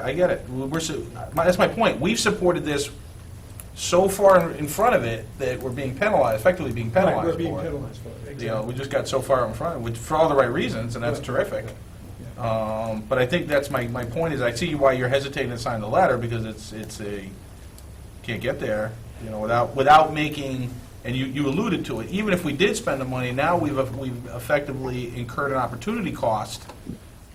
We did those things because we put ourselves more or less into a corner that we had to do them, which means we can't do other things we might very well otherwise have chosen to do based on priorities. So I'm hesitant to box us into that corner. So, what's the grant opportunities that come along with this program? I've really kind of delegated that to these gentlemen. So I used to know the dollar value, but it's not off the top of my head. And I want to be clear, I really want to support the town in this venture because I think it's good for the town, but I don't want to disappoint the town. And I think that's my major concern is... Have we had a discussion with them about after we've done this analysis to explain to them what our hesitation or our concerns are? Well, Dave has been representing us. I think what I would propose to do is have Dave, go back and meet with him, and I can certainly go along with him and see if there is some chance to obtain a waiver so that we're not held to that 20%. They have a October 23rd deadline. They do, which, is coming up around the corner, but, and I don't know, in terms of board direction or school committee direction more properly, what you're thinking about, but if they did have a waiver, for example, we still don't know what that means for us down the road in terms of capital expenditures. And I'm not sure how you want to go about finding out more information, if they could even give us a waiver. Right. I'm personally not comfortable, we can talk about it, obviously we are talking about it, comfortable putting ourselves on the line, on the dotted line, to go through this effort without first having done an analysis to understand what the opportunities and what the costs are for doing it. And I get that we're under a deadline, that's somewhat unfortunate. It seems like the problem is that we would be able to do this quickly if we weren't where we are right now. And almost any other district would be able to say, oh, we could knock 20% off, and it would be more behavioral, it wouldn't require capital outlay, Right. So it's a no-brainer. We should be doing it, we can do it, and we'll get a benefit from doing it. We're just not in that position, and I'm not willing to put us in that position because of my concerns about the opportunity cost and what that's going to mean in constricting us to be able to do other things. So that's where I am.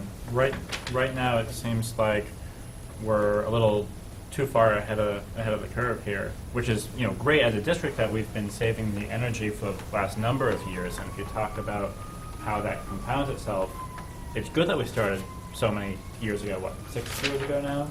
Our base year was June of 2007 to May 2008. Okay, so our first savings year was from then on.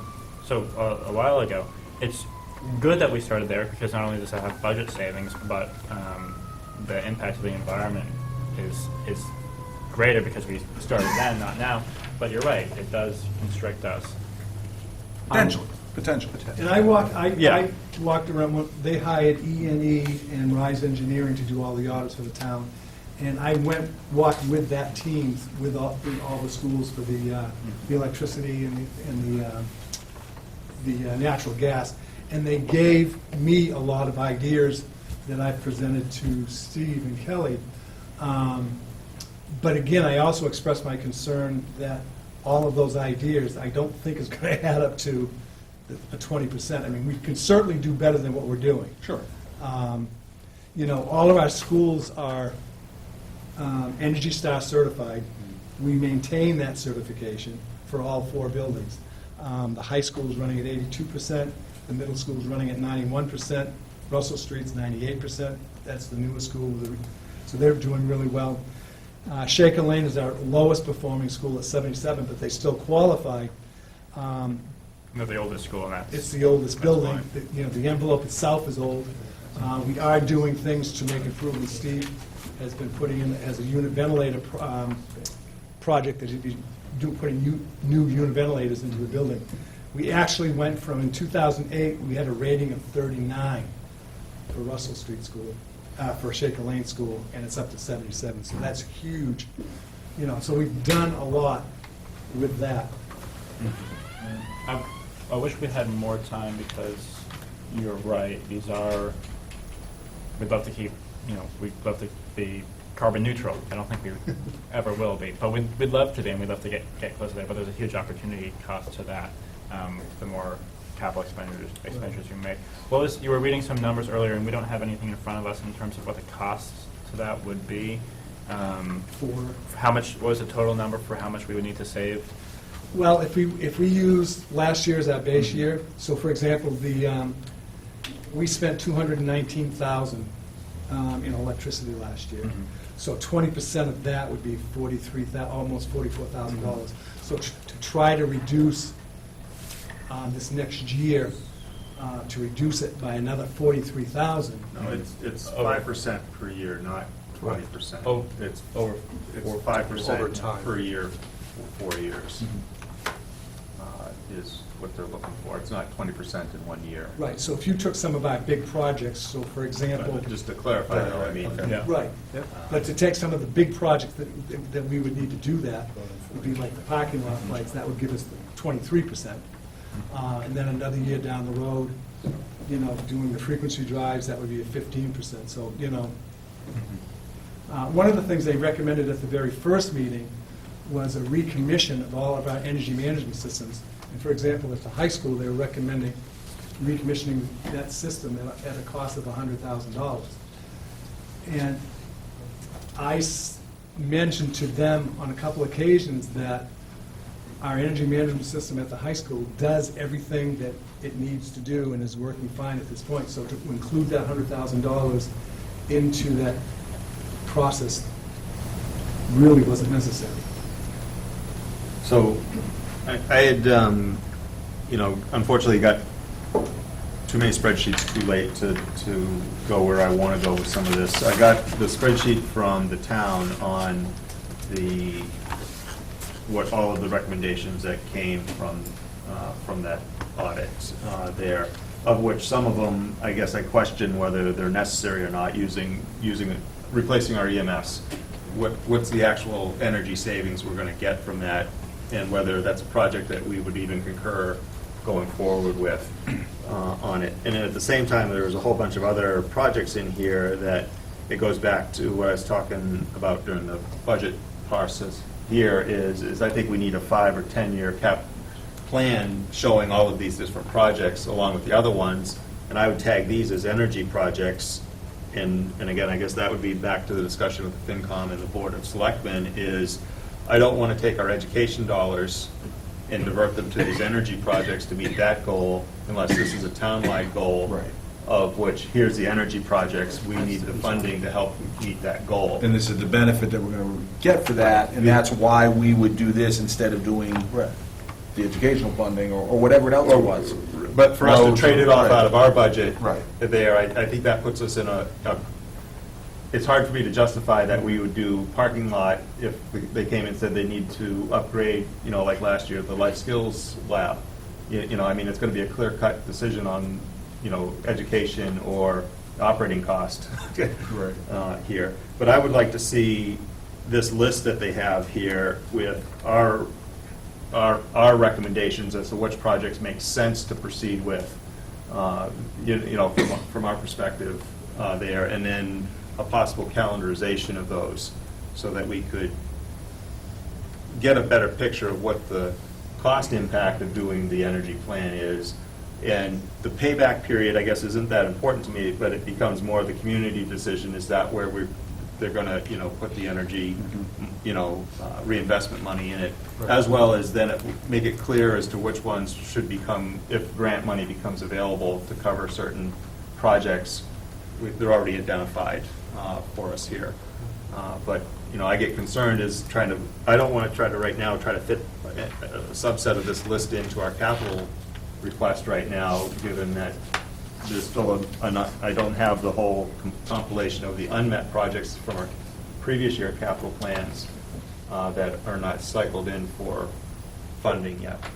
And that's back to us taking that multi-year strategic view of the piece there. I'm fully on board of us continuing to improve our energy consumption there. And if there was 2 or 3 of these projects that would help hit the first year 5%, Right. and it wasn't a disagreement with the selectmen and the FinCom that those are funding priorities there. But if they say those aren't funding priorities and we're committed, I can't commit to funding them out of the rest of our budget.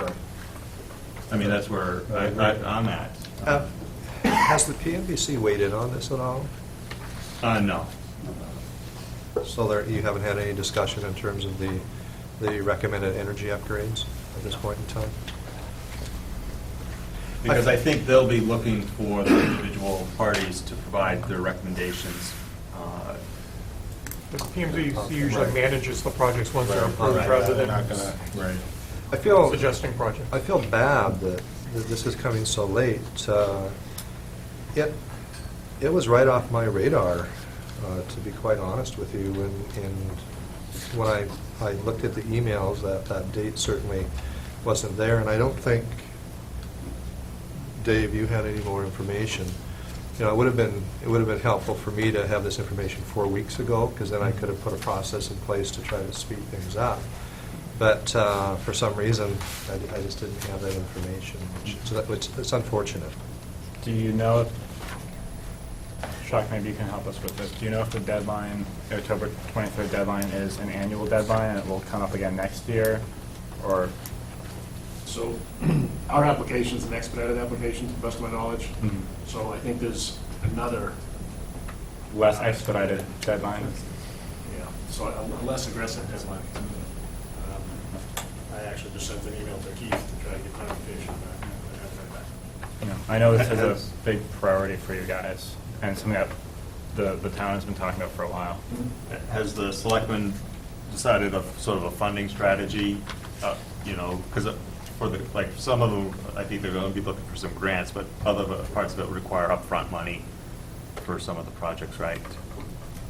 The short answer, Darrell, is no.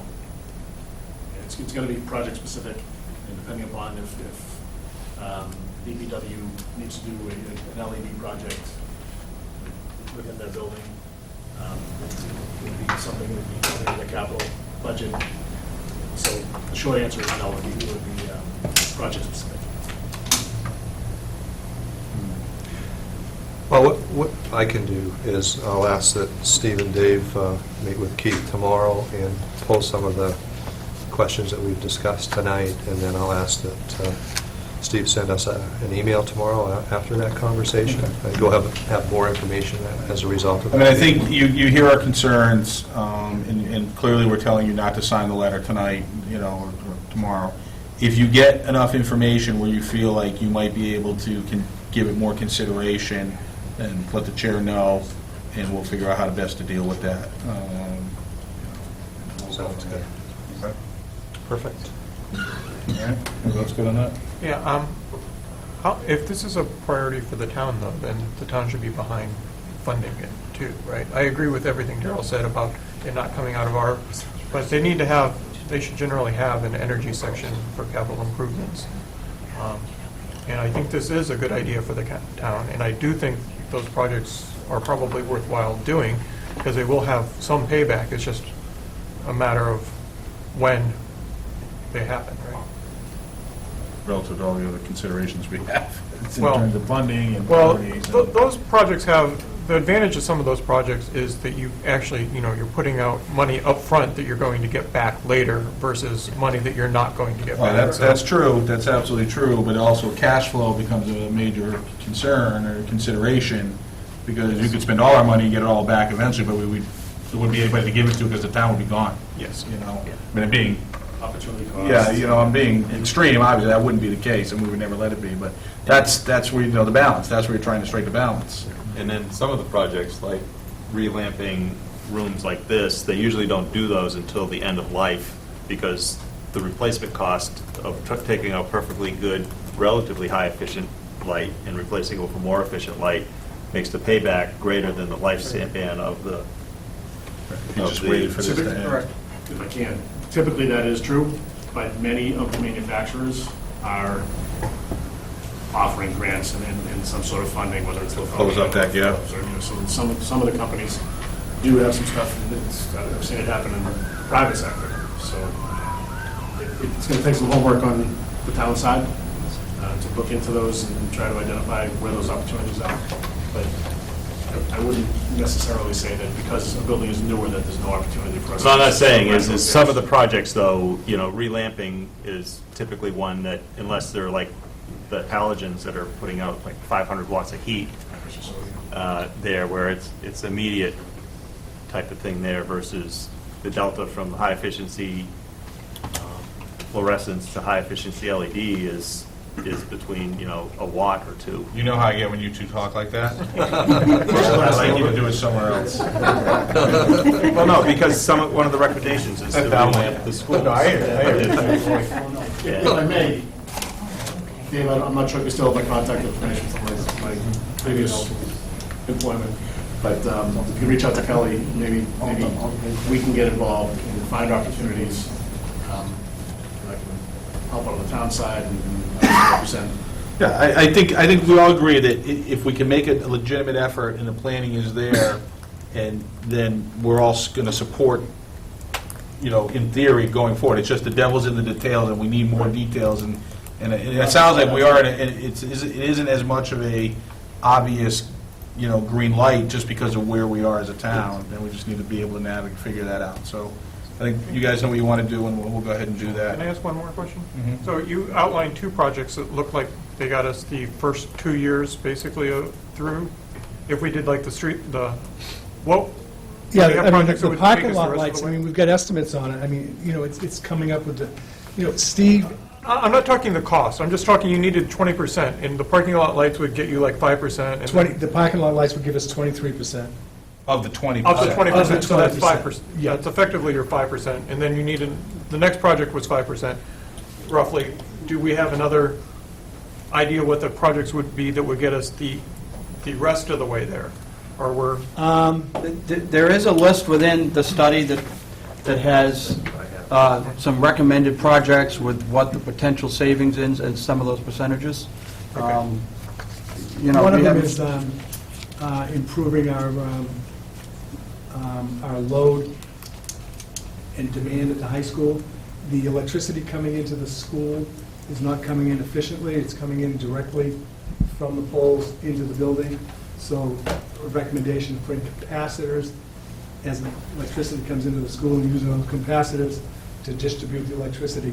That's probably about a $15,000 project, but it could save us $5,000 a year there.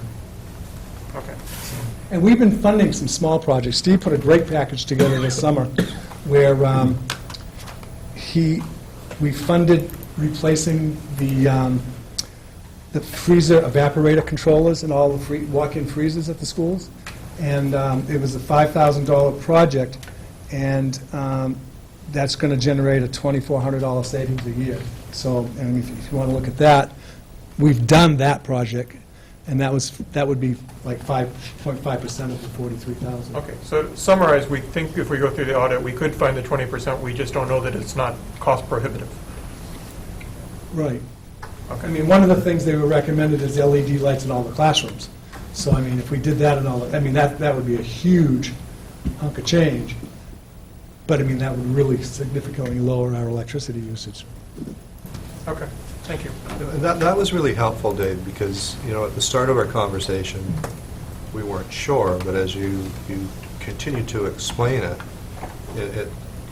at least it seems clear to me that we could find that 20%. It's just the amount of money that would be required, perhaps, to find it could be where the money's coming from. challenge. And in some of the projects you're talking about, it's not just money, it's when you do it, how you're going to do it, how you're going to, how is it going to impact our operations on a day-to-day basis. Those need to get addressed. We can't just shut the building down, Right. send everybody home for 6 months. All Okay, right. thank you. Okay. Yeah, thanks, Dave. Great. All right. Now, we're going to do the presentation on the 2014-2015 school improvement plans, report of successes. And as you recall, we started this a couple of years ago. We wanted to finish the year out before we reported on the school successes. Just so we are time aware, so to speak, that agenda item did take up considerable time, so we were slotted to start at 8:05, and it's 8:25. Everybody okay with that? Yeah. Proceed along? We were 10 minutes ahead of schedule I know. half an hour ago. I know. Oh, well. So we're going to start with Shaker Lane School. Principal Faherty. So just for clarification purposes, does that mean we each cut by 2 minutes? We need to get a 20% reduction. Note the time. 20% reduction. I like that. I like that. Good one. Always great to stand up here and talk about what the students and staff have accomplished at Shaker Lane during a year's period of time. And, as I looked through everybody's presentation, I was once again impressed with the connectivity and the consistency that we have amongst the 4 schools. And I think as we all stand up here and talk, you're going to see that for yourselves. And at Shaker Lane, last year, we took out a couple of major curriculum and instruction projects on. Number one was when we implemented the 4th edition of Chicago Everyday Mathematics. That doesn't happen without a great deal of effort and a great deal of training amongst the staff, and we were really pleased to be doing that last year. The only reason we were a year ahead of Russell Street in doing that is because the publisher was a year ahead in the K-2 edition, and nothing to do with anything else at all. We also piloted and ultimately decided to adopt for this school year the Journeys Language Arts Program adoption. It had been several years, I can't remember exactly when, I think 7. 10. 10, thank you, Jerry Lynn. It had been 10 years since we had done our last adoption of a new program.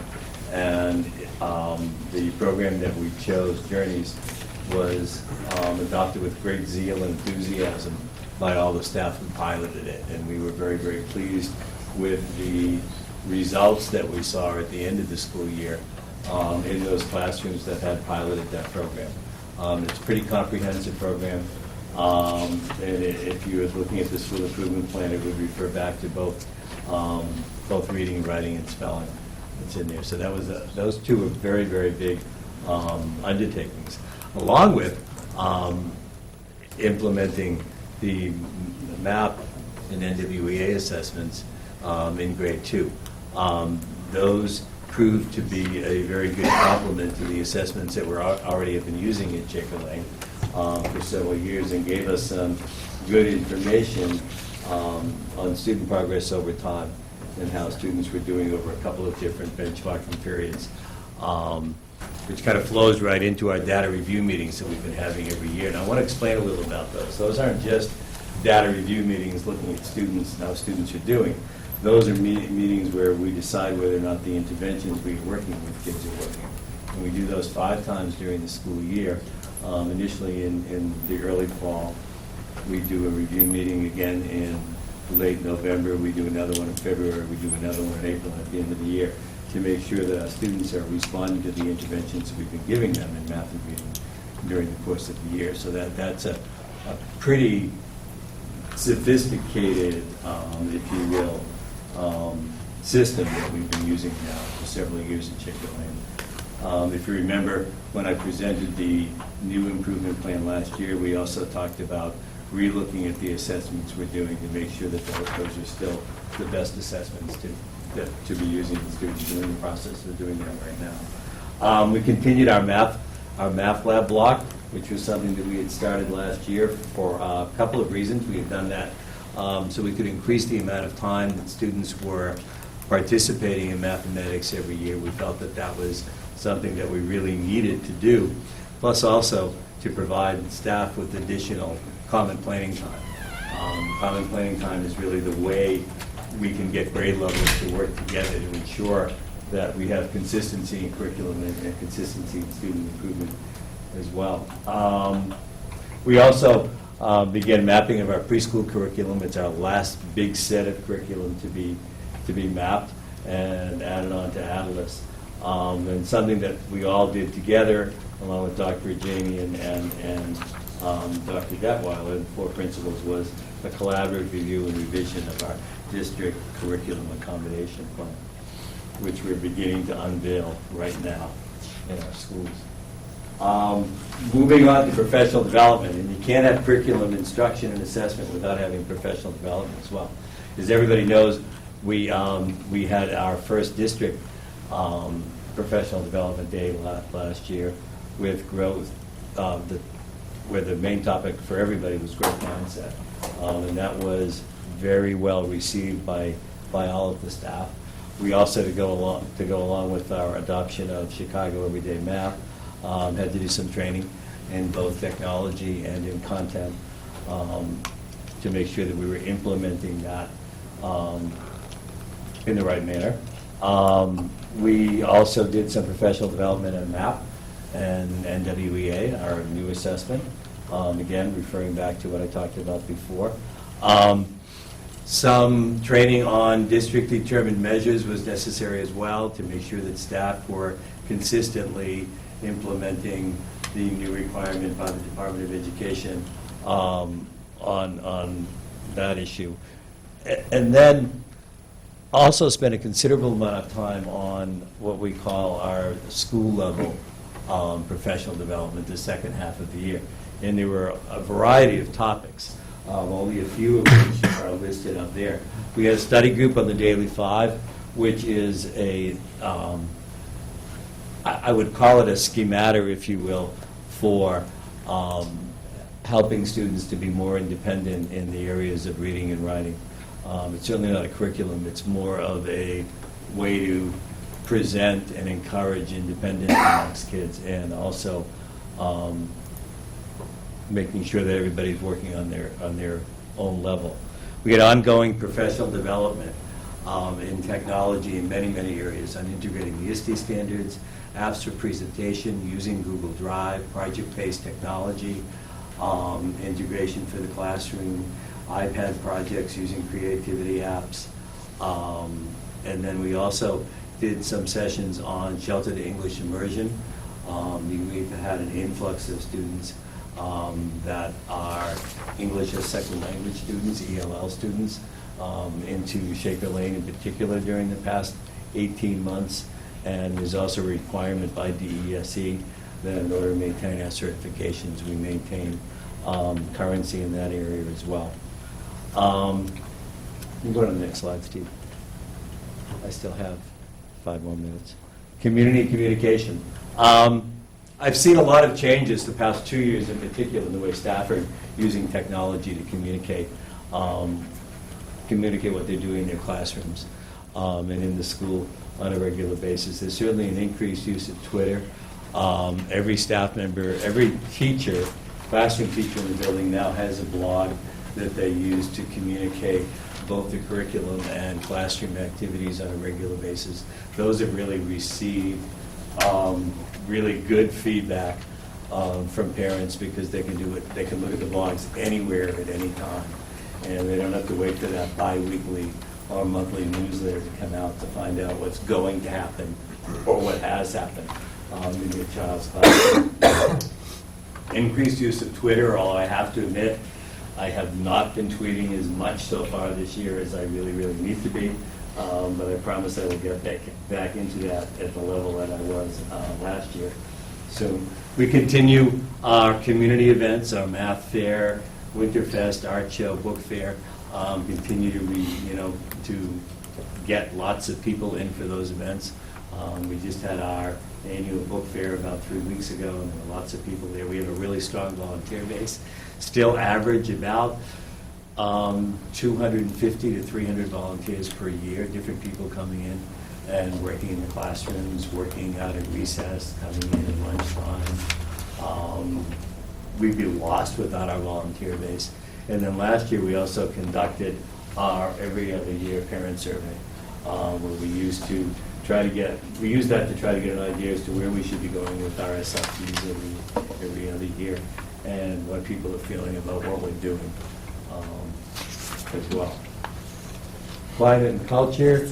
Once again, we continued, this happened during a professional development time as well, continued a review of our HOT program, updating our scope and sequence and developing some new resources. I put the link up there for the site we developed in case anybody wants to have a look at that. Now we have this ongoing, I refer to it as a refrigerator, where we can keep things and continually add to it so the things that we're doing don't get lost over a period of time.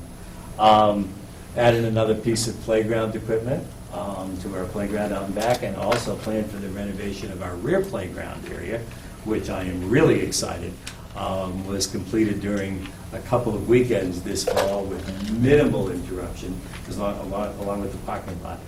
Minimal interruption as to what we were doing and how we were conducting recess outside. Beautifully paved new facility that's out there that looks fantastic, and we're very, very grateful to have that completed. We've been talking about that, I think, for about 7 years. And again, we're using teacher blogs and Twitter and our website to highlight classroom and school events. And I think we have a very, very active and supportive PTA. There are 6 representatives to the Shaker Lane PTA. I meet with them on a monthly basis, excuse me. And then we also have monthly evening meetings for parents who are unable to attend during the school day. Technology. I just can't say enough about what the staff has embraced in technology and what they have taught students, what students now know and are able to do by the time they leave Shaker Lane. We have a new technology integration plan The integration plan supports our school-wide integration of technology and assists staff, parents, students, families to look at ways we're effectively communicating, teaching, and learning.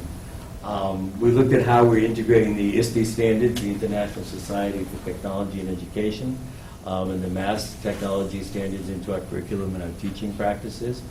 The plan also lists our current access to technology, what our curriculum, instruction, and assessment using technology is all about, how we're using it for communication, what we want and what we are doing for professional development, and also where we want it to go. So we now have a pretty well thought out plan for what we want to do for technology for the next couple of years. We've had a great increase in the numbers and types and frequency of technology that we're integrating into our classroom. It would be a rare academic period that you wouldn't walk down the hall and see several classrooms using technology as active teaching tools in their rooms. We now have all kindergarten through grade 2 classrooms are equipped with Apple TVs and document cameras, kind of a revolution in the way we're teaching. For those of you who aren't familiar with document cameras, they really give us a way to be able to actively display student work to a whole class, or to actively display exemplars to a whole class without having to go through the whole process of the old overhead projectors and the expense of all those sheets that we used to have and the burnout of the frequent bulbs. Staff and student mobile technology has increased. We have a floating Chromebook book cart last year that we implemented to flow throughout the school and also use in our computer lab. You'll hear more about this later on this year, but we now have 2 Chromebook carts, and we've been able to have one being our one we've dedicated just to second grade, and the other one's our floating one that's downstairs. We participated in the Hour of Code. What was exciting about that for us was not just participating in something that everybody all over the world was doing, but also looking at the opportunities that provided for collaboration and problem solving with our kids. We're really looking forward to doing that again in November. One of the things we learned last year was not to do it at the same time everybody else in the world is doing it, because it's impossible to get on the websites if you're doing it that way. There's an overload. But I did have, when I was in the tech lab the other day, I was having a hard time having something come up right away. And I said, I don't understand why this isn't coming up right away. And one of my first graders raised his hand and said, well, I think I know why.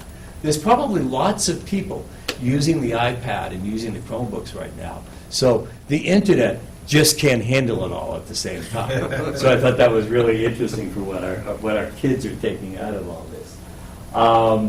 We had student Google accounts for writing and portfolio development that we're using in first and second grade. We implemented those last year for the first time. And also, as I said before, numerous professional development opportunities in technology. And a lot of those, I'm very, very pleased, are not only the out-of-district resources that our staff has tapped, but also the talents that have developed in district through Mike and the technology team and the tech teachers as well. So that's kind of a recap as to what the year was like. I did go 2 minutes over, so Ron, you'll have to take those from you. Happy to provide. I don't know whether do you want to do questions now, Kelly, or do you want to do them Up to the school committee. at the end of everybody? Building by building? Yeah, do Yeah, I think that's the right way to do it. Okay, Right. we'll start just shiggling down this end, Alex. Yeah, one question regarding the parent survey. At some point, not in this forum, can we get some larger, bigger picture comments, Sure. feedback? Sure. Because I'm sure you can do only I'd so be much glad in to your do that. building with your resources to address all those suggestions. I'd be happy to send a copy of the results to everybody. I have those all comprised that I shared with the superintendent. Thank you. I'm going to pass for a second. Your second is... Time's up. Quick. Was literal. And I am good. All right, thanks. Unless Richard. I- All right. yeah, he'll come better. Yeah, I'll be there. First time we've ever gone easy on the first guy to present.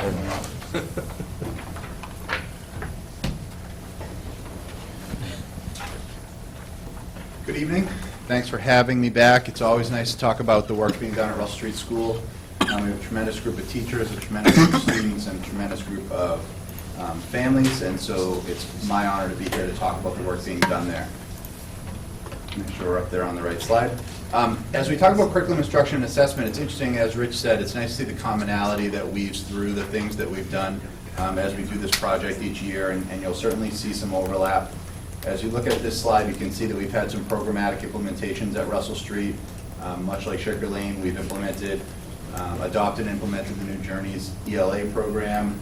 We've continued with our Achieve 3000 pilot. And to refresh your memories, that's the online nonfiction reading program that we're piloting to try to improve some of our close reading strategies and improve students' ability to comprehend and work with nonfiction reading. If you jump to the bottom, there's a couple of quick things there that with the full district, we did a collaborative revision of DCAP and worked on ongoing DDM development, which for us was the MAP online assessment, and Rich had talked about that a little bit. What I want to spend a little bit more time on is I feel like the way we do business at Russell Street School is beginning to shift in an incremental fashion, and we've talked about those steps a little bit as I've been here over the last couple of years, and it started with the creation and rollout of a standards-based report card. And so we're starting to look and report student achievement in a standards-based fashion so that we're no longer reporting to students and families how children are doing compared to their peers, but rather how they're doing compared to what's expected of them at the state level and here in Littleton. Along with that, I reported last year that we also started providing for students learning targets in both ELA and math, written in student-friendly language.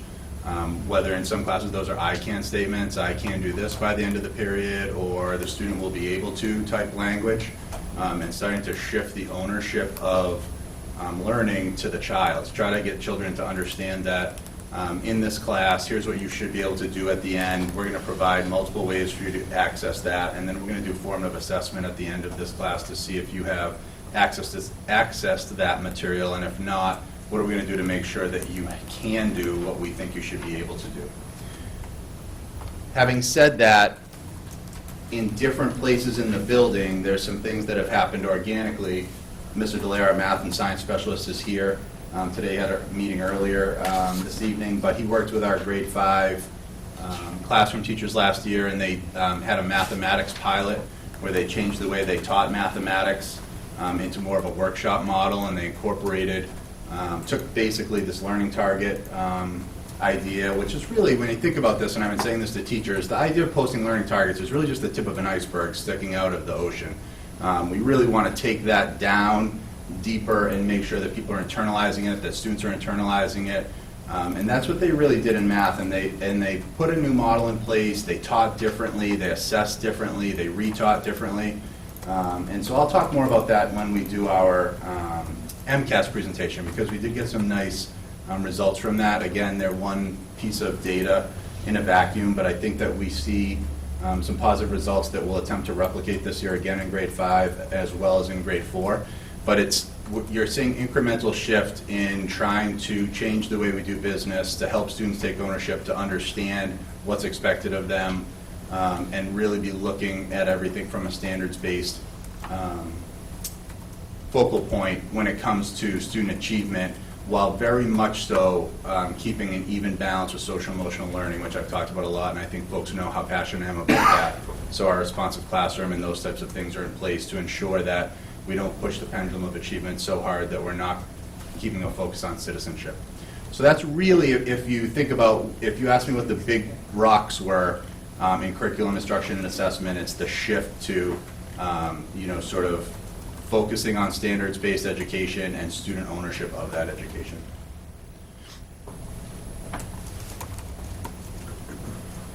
Into professional development, exactly what you might expect to see here. We rolled out the MAP internal DDM assessment. There was significant PD around that, standards-based grading. We're still working on that. That's it was one thing to create a report card. It's another thing to say, okay, we've graded with numbers our whole careers. How do we now grade in a way that everything that we've assessed we can turn into a rubric? We will have a team this year piloting assessing everything in a rubric to see how that works. There are schools that assess 100% by rubric, and so we weren't ready to jump into that 100%, but we have a team willing to pilot that and get some feedback about it and to come back to the bigger team, so there'll be a team looking at that. We had professional development on Achieve 3000, Rich indicated the growth mindset, and we had our site-based faculty-led sessions, and we also sent folks to regional local conferences and courses, often in technology, but also in some other areas. We had some folks go and learn about language-based learning disabilities and those types of things that have really benefited us as well.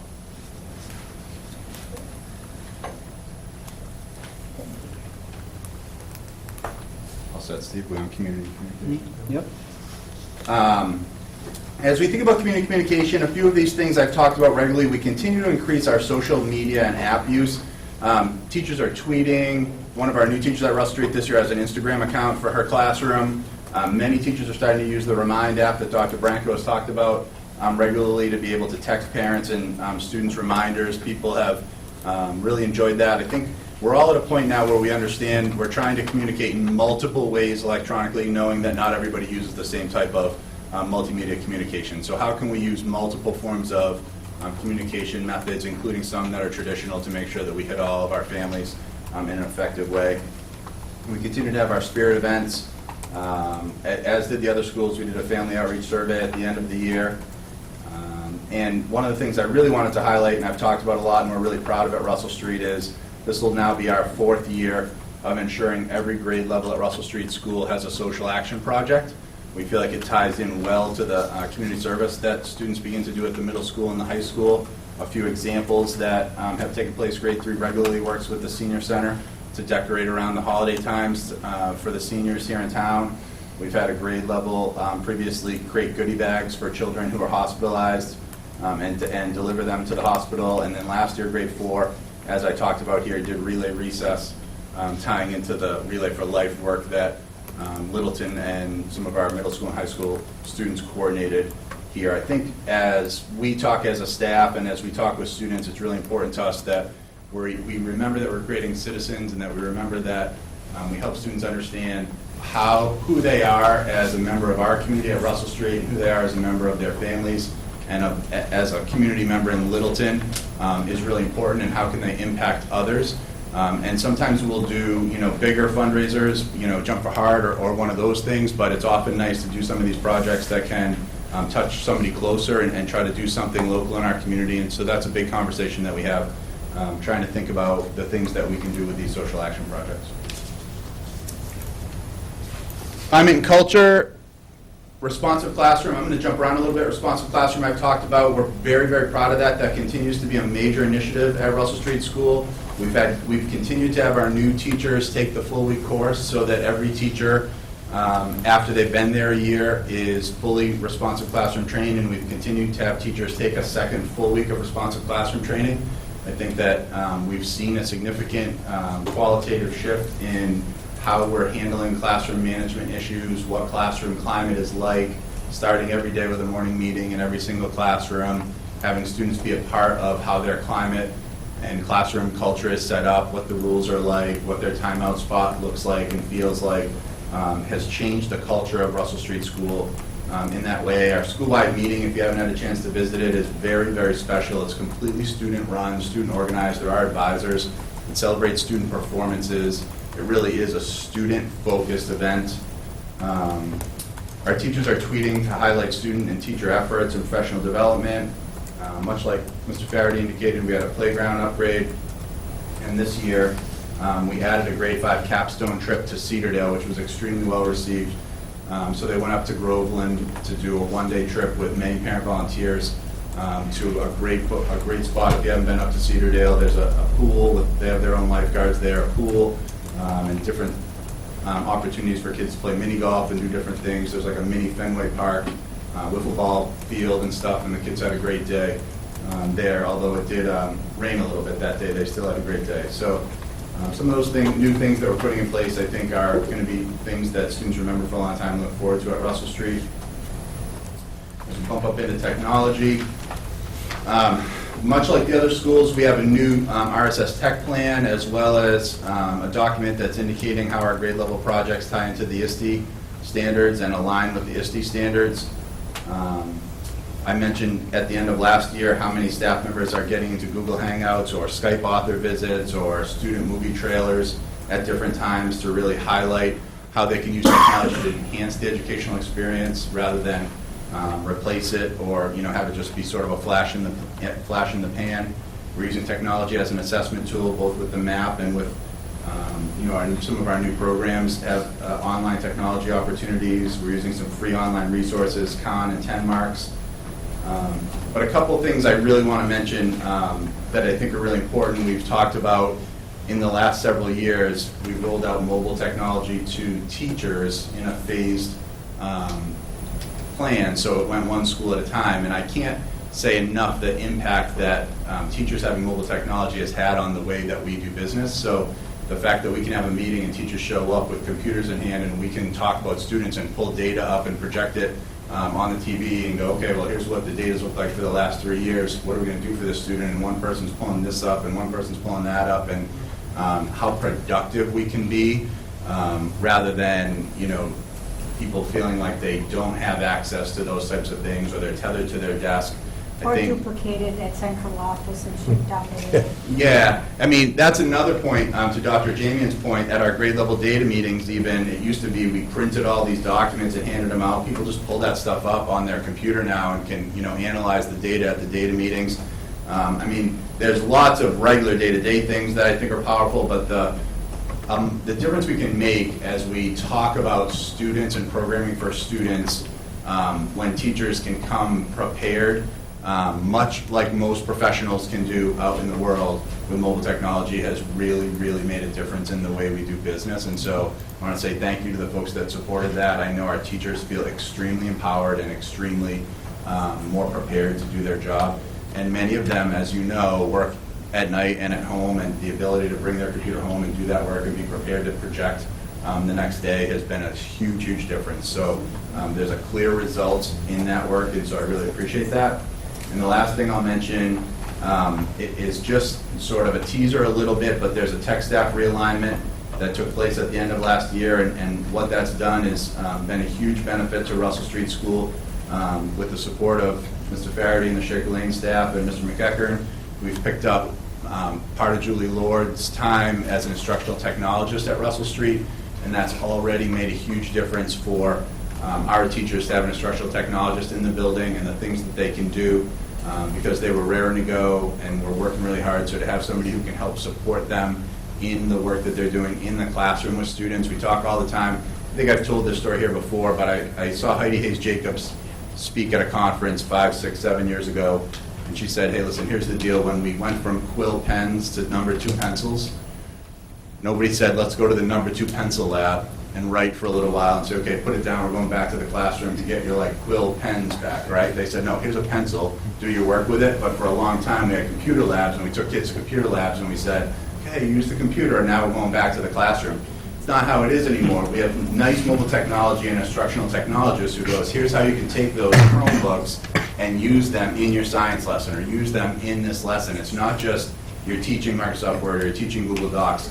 They're supplementing their instruction in very, very powerful ways. And they're collaborating with teachers across the world when they're doing that. And so I think that there's been tremendous growth over the last few years in all of these areas, and I think there's tremendous growth to come, particularly in the curriculum instruction area, as we're seeing different ways of teachers teaching and assessing and different ways of using technology. So very proud of the work that's being done at Russell Street and the things to come. I'm happy to answer any questions. Could you say that again about not taking your students to the computer lab? That's really music to my ears. My administrators can attest to. That's great. Mike? You're sure? Well, come back to me after Alex. Are you saying I'm going to take a while? Yes. Same question I had for Rich in terms of the parent survey data. If it's a pain in the butt to format in a way that you could send it out to us, don't worry about it. But if you have it in a way that you could send that to us. Yeah, we were really pleased with our parent survey data. That came back extremely positive. We'd be happy to share it. Excellent. Thank you. All right. Thank you, Scott. Thanks. Just a real quick comment. Come on up, Mark. you've heard me use the words transactional, transformational. Transactional refers to a change in a school where you buy new textbooks, for example. It's a change, but it's not a huge change. But at Russell Street, I can say to you that I have seen a transformational change in the way things are being done within the various classrooms. And it's so rewarding to see firsthand what our teachers are doing. They're just doing wonderful, innovative, futuristic things with our students. And, Scott was pretty humble, but I know MCAS is one test, and there's so much more that we look at. But some of the growth in the areas that I've seen this year is just really exciting to see. And the staff and the leadership, they are just, it's incredible.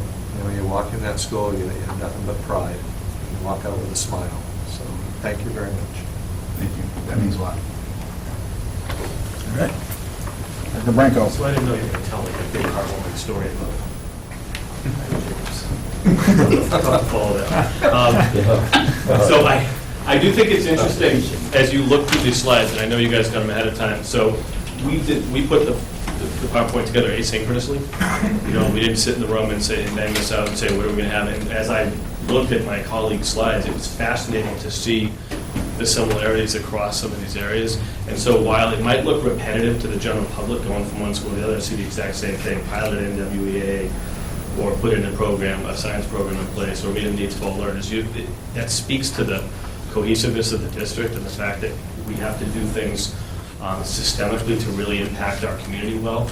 And then at the building level, we tweak it based on the age appropriateness and the uniqueness of our kids. And so that's really where I want to go with this first slide on curriculum instruction and assessment.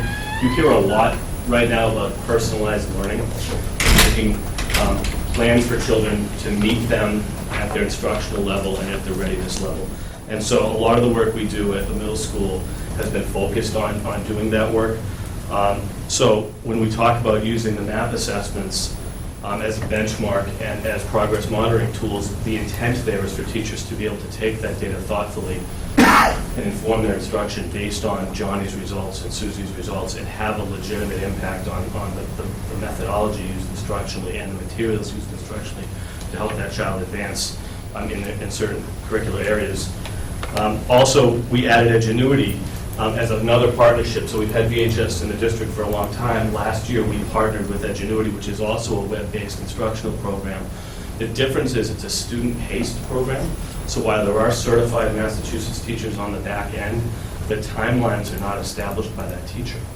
So the timelines are set up at the pace of the individual student, which for an advanced learner is a very powerful thing, and for a struggling learner is a very important thing. And so we piloted that last year very, very selectively with certain students, with a couple of our advanced learning students. And we also piloted it as a credit recovery program with some homebound students and had a good amount of success doing it, both of those programs. And so at the end of this year, I'll talk a little more about how we've expanded our partnership, most recently with Edgenuity and the impact that hopefully will have over the course of this year. But I do want to point out that the MAP assessments and programs like Edgenuity are helping teachers to meet kids at their level instructionally, socially and emotionally, when they're ready and when they're ready. And that's an important shift. Those of us who grew up in more traditional school settings, we didn't get that, and it was a rare occurrence, and it's becoming more the norm in how we do business at the middle school.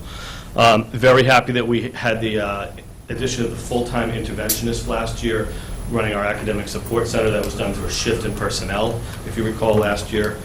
So that is part of our RTI program. That is part of our regular education support program, pre-referral. So we have students who are struggling learners who are regular ed students. This allows them to go to an academic support center model, like a regular ed learning center, for 1 period a week or 2 periods a week, or just an after-school model. It's all tiered out based on the needs of the child. And we have one interventionist who partners with the entire academic staff and works that program. And it includes things such as a weekly tracking doc that teachers fill out. We do the whole thing through Google Docs. It's shared with the child, the parent, the teachers, the interventionist.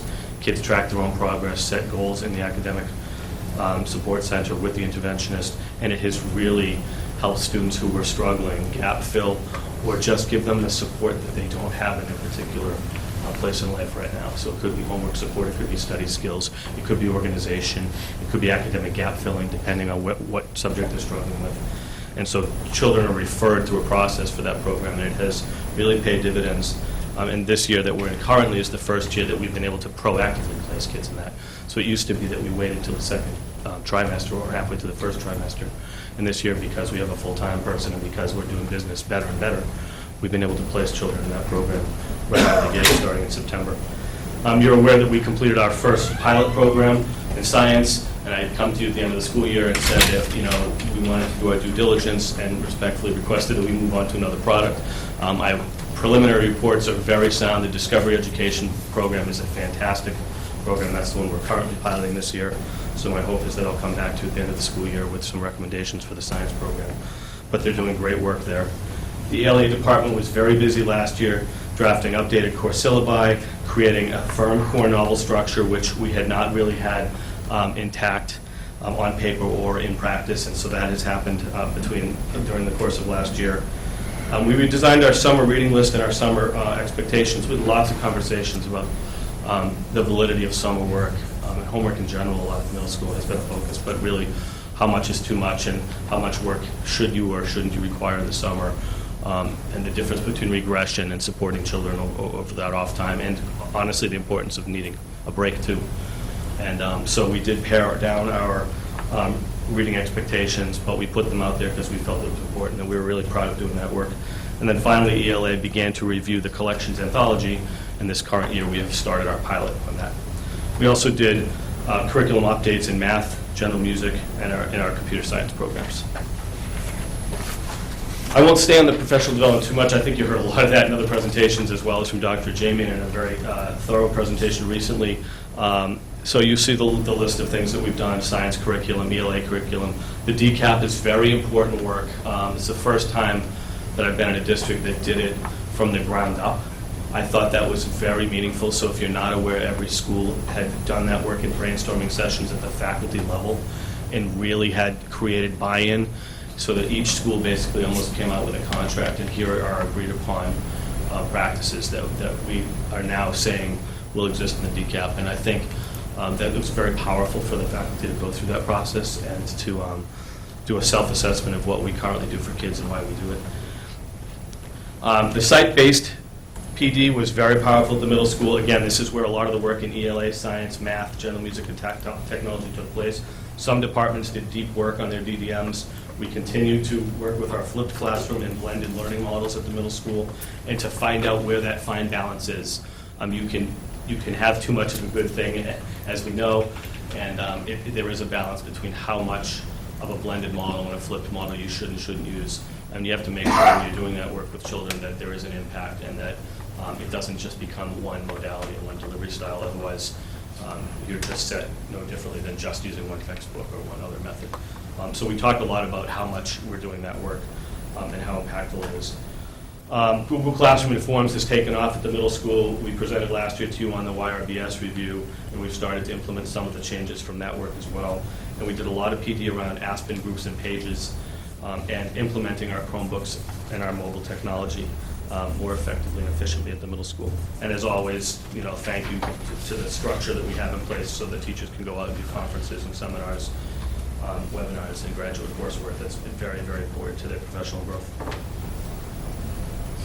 I have 2 slides here, so I got a little greedy under community and communication because we don't talk about the soft stuff all the time, and I felt like this was an important venue to do that in. This year we have increased we increased our use of the Aspen Family Portal features. So more and more teachers at the middle school are opening the gradebook up in totality, and some teachers are starting to use it as a communication tool as well. And I think that's been very, very helpful to parents to open up the lines of communication digitally and virtually with teachers. 7th grade, if you recall, did an entire goal-setting activity with 7th graders last year to try to get kids, again, to take onus and responsibility for their own learning and train them in how to go to Aspen. And they set goals to make sure once a week they would check their Aspen account and see how they were doing, so it wasn't just on the parents to check it. And we're going to ramp that up with the 8th grade as well this year. We continue to do business at the middle school using the website, weekend update, Twitter, Instagram, YouTube. We hold principal coffees. Believe it or not, we still do meet face-to-face with many people and talk on the phone. That does still exist. And it is absolutely the most, sometimes the most impactful way to do business, is to come in and just have a sit-down cup of coffee and really talk shop about someone's child. Parent community information nights, I separated the events, information events and community events into two different categories on purpose here. So we have a lot of information events at the middle school, back-to-school nights, conferences, parent forums around trips such as Nature's Classroom and the DC trip. We host Eat Lunch with Your Child Week a couple times a year where parents can come in, much to the dismay of some of their children, and eat lunch with them and have a good time in the cafeteria. But it does kind of knock that wall down and let parents have some quality time. We had, I think, 25 parents in today. And every day that we do that, it's interesting. The first day it's kind of quiet, then the second day they're a little more, and by Friday it's packed. So it's a really cool, and so if you're a middle school parent and you don't know what's going on, it's right now. So that's happening this week. So that's a really kind of nice, cool outreach that we've been doing for a few years now. We had John Halligan from Ryan Story come in and do a very powerful parent evening on bullying, technology, and youth depression. We would like to do more events like that for parents. So that's kind of why I split this into two sections. We're talking at the leadership level about having 2 or 3 really impactful events a year for parents, like hot button issues, things that we are dealing with as parents. I have an 8th grader myself, and it is often a very difficult thing to navigate to be a middle school parent. So I think parents need the support and they need lots of opportunities. So we're trying to get 2 or 3 events in place this year. And then we have our community outreach events, our concerts and our art shows, staff and student volleyball night, kick-out cancer night. PTA is working on a large community event, so if you are into cornhole or bags and boards, we are going to hold the first annual Littleton cornhole tournament. It's going to be March Madness, and that will be a huge community event hosted at the middle school, and the PTA and I are working on that right now. So we're very excited to kind of bring that in and open it up to anybody in the community who would like to celebrate with the middle school. And I can't say enough about the parent base. We have an incredible parent base in this particular community. Strong PTA, strong school council, many, many volunteers, a great LEF, and most recently a Music Boosters program that has added their presence in our community. And I think when you put all of those groups together, as well as the parents who are not formally members of any of those organizations, we have lots of support. And we as well did our parent survey at the end of the school year. The school council will be, I've already reviewed that data. The school council will be reviewing that data sometime within the next 2 meetings. And then I put together a summary report that will be on our website after the school council has done their work on that. This second slide, we never talk about this stuff. I mean, if you're a parent, you know it exists, and if you're someone in the community who benefits from it, I think you know about it. But I just wanted this list there. I wanted people to see it. You heard a lot about the social action at Russell Street. We know our high school kids are very heavily involved in community service, and we see the end result of that. But being the people in the middle, we really kind of take the baton from Shaker Lane and Russell Street, and we do have community service requirements in the middle school, but this goes well beyond community service requirements. This is not kids just checking off a box. These are tangible examples of all of the great work that kids do, either under the direction of parents or adult advisors, or sometimes just on their own, where they've come to me or one of the adults in the building to say, we'd like to be an activist or we'd like to support this program.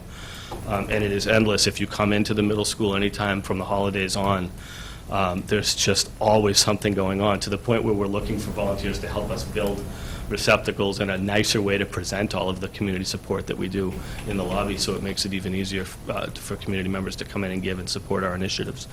So I'm obviously not going to read this to you, but it's just a very powerful list, and I'm sure I didn't get them all. This is a sampling. And then under the climate and culture piece, we continue to have programs like Campbell Productions come in and do all school assemblies. We had the very powerful Ryan Story Assembly for the all-school assembly previously to the parent night. Our flex block continues to be exactly what it's called, a flexible opportunity for kids for that half an hour in the morning to do some sustained silent reading, some academic catch-up, some check-in with teachers. quick recovery for studying, check in with teachers if they missed class or missed school the day before. Sometimes it's focused work, so they're doing an MCAS review, or sometimes they're doing an all grade level read. And sometimes it's independent work. So it's a half an hour that we are proud of, and it is structured yet very flexible at the grade level based on what children need. And so some kids will go out to different classrooms at different times, and on other days I'll walk down the hallway and it's very quiet and everybody's watching CNN News for kids. So it does vary by the day, and it's a very powerful time, and it sets the tone for learning right out of the gate. And I use this analogy with parents who are always confused by why we don't call it homeroom. And I say, when you go to your office, you often need that 20 minutes in the morning. Grab your coffee, look at your agenda, plug in your laptop, settle in, get your mind out of your commute and out of your family life and say, here, I'm about to work today. That's kind of what Flex Block is for kids. It's hard to just let them off the bus and go, ready, set, go. It's very difficult, and it has been very powerful, so that when that first true academic period hits, we're all ready. Advisory program is in its 4th year. I will actually give a larger presentation at some point later in the year on this, because we've done a ton of work in advisory, and I don't want to gloss over it quickly tonight. So I would like to do some heavy presenting on that at some point later. And some of our cultural things that are just sort of ingrained in our habits now. The Veterans Day program, the Geography Bee, the Spelling Bee, an active student council, National Junior Honor Society, which many middle schools do not have, very active community service club, Best Buddies and Health Club. So when you put all that together, it truly meets the middle school model of creating well-rounded students.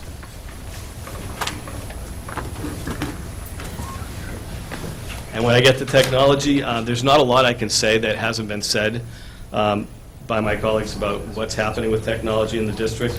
The only thing I will say on this slide is that we have set goals in our technology plan, and one of the major goals that we talk about, Mr. McGeckern and I and the teacher leaders have talked about, is developing a technology instructional package, and that will provide instructional equality across all grade levels and disciplines. That's something that we have to be really cautious of as we implement. You heard Mr. Faraday talk about all classrooms having an Apple TV.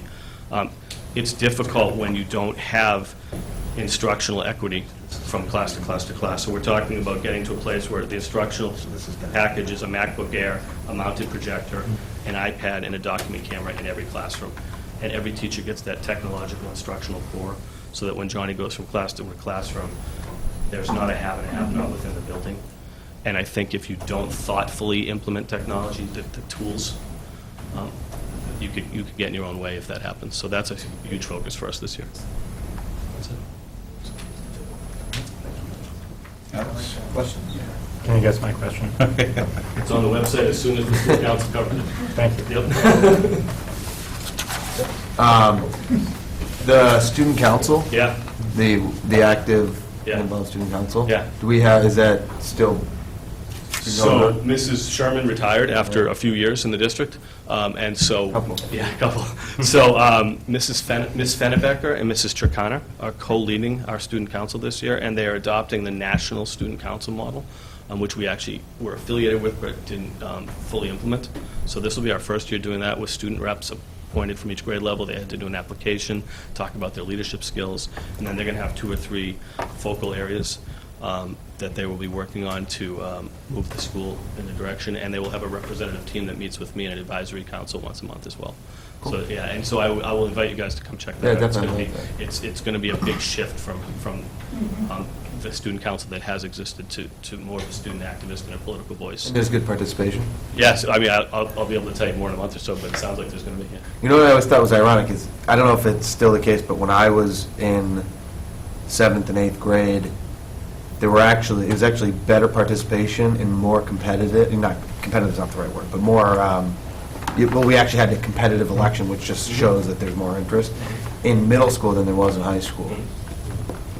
Interesting. And, yeah, I don't know what that means, but just thinking about it. I think. Well, after 2 years of going through it, you get cynical and you realize, The political process gets you down.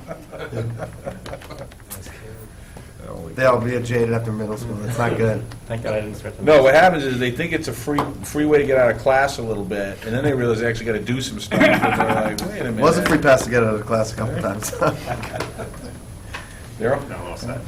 I had a couple quick things. You talked about the flipped classrooms, you found too much of a good thing and things like that? Yep. Has anyone documented that and thought about publishing it, or at least put it on our website? And the same thing, more of a documentation on the advantages and disadvantages of Ingenuity versus the VHS? How to roll that out? Well, they're not competitors, at least in my mind, they're not. We're looking to offer multiple technological platforms and tools. So what I try to explain, maybe I'll be too quickly, is that one has a teacher on the back end with timelines and the other is student-paced, and I don't think every child can handle a self-paced program. And I think one with hard deadlines hinders certain students and causes other students to not be able to be successful at all. They serve different purposes. So they do serve different purposes. So, I mean, what the data that I could collect ultimately down the road is what types of students benefit from which. Right. And, you know, that's going to take a couple years. But I think that'll be telling. And the flipped classroom stuff, you know, I mean, there's a ton of legitimized research out there. What I meant by too much of a good thing is let's take flipped classroom out of the conversation. Pick any instructional methodology. If you only use that one, or you use that one 80% of your delivery time, you know, you're not spreading the learning enough. So we have conversations about, are you flipping every day? Because if you are, that's no worse than giving the same Cornell note method every day, for example. Right. Well, my point on the flipped classroom is partially that we should publicize more that we're doing that type of thing, so that everyone knows that we're on the bleeding edge, or whatever you want to call it, right?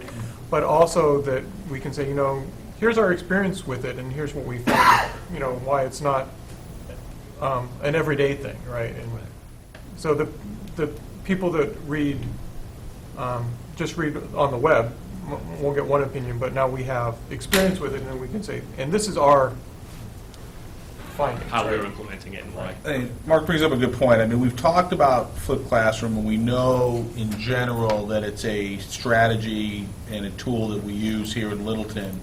But I don't think, well, I know that we've never had a specific presentation on what flipped classroom means in general, and some of the research that you're talking about, Dr. Branco, that supports, you know, why it's beneficial or can be beneficial, and then how we've taken that relative to Littleton, and then what is our plan going forward? So maybe we can think about at some point adding that in and having that, and then I think that would allow us to do some research too, and we could have a good discussion about that. It would actually be a joint presentation with the high school. Yeah, for sure, right, because that's where we're doing it, is those two buildings right now, right? Are we doing it? We're not doing it at the, right, okay. No, it's just. Which doesn't truly lend itself to that. So we have a full day PD day coming up on Election Day where we have the tech team and teachers from the high school and the middle school leading some of that work on that day. So it would be interesting to talk to those particular Just people. put it up on your list, and say, could we when come you're to ready, this get forum? back on it. If I can make a suggestion, so one of the things that at least college boards of trustees are starting to do, which is why I suggested here, is the idea of doing flipped meetings, where presentations very similar to these could be done the same way that the teachers prepare their flipped classroom lessons, and then the discussion happens at these meetings rather than just the presentation. So maybe your presentation on flipped classrooms could be delivered as a flipped presentation. Where You're blowing my you mind. develop it like a flipped That's so instruction, meta. and then we talk about it here. Just That is interesting. putting it up Yeah, there. think about that, I like that. We could take a look at that. That's not a bad idea. I mean, because then you can show off the benefits of doing a flipped classroom and the things that are lost and the things that are gained. Good one. All right, that's interesting. You know, and again, in moderation. Hey, well, exactly. Maybe we start with the one. But we have done that at meetings. I mean, we've done our administrative meetings and some of our, I mean, not, Oh, you- we're not yeah. flipping out totally. No, yeah, But not yet. Not yet. we are changing a little bit of the way we do business in that we are asking, like for the curriculum councils, we're sending out information to folks ahead of time or videos and asking them to look at it and then discussing, using the meeting for that discussion time. And I have to tell you, you have 4 principals here who don't run administrative meetings. A lot of times, the resources that people look at for the meetings are shared in different formats ahead of time. So I think, you know, there's a lot of modeling of a blended approach. Yeah. All right, thank you. Dr. Harrington?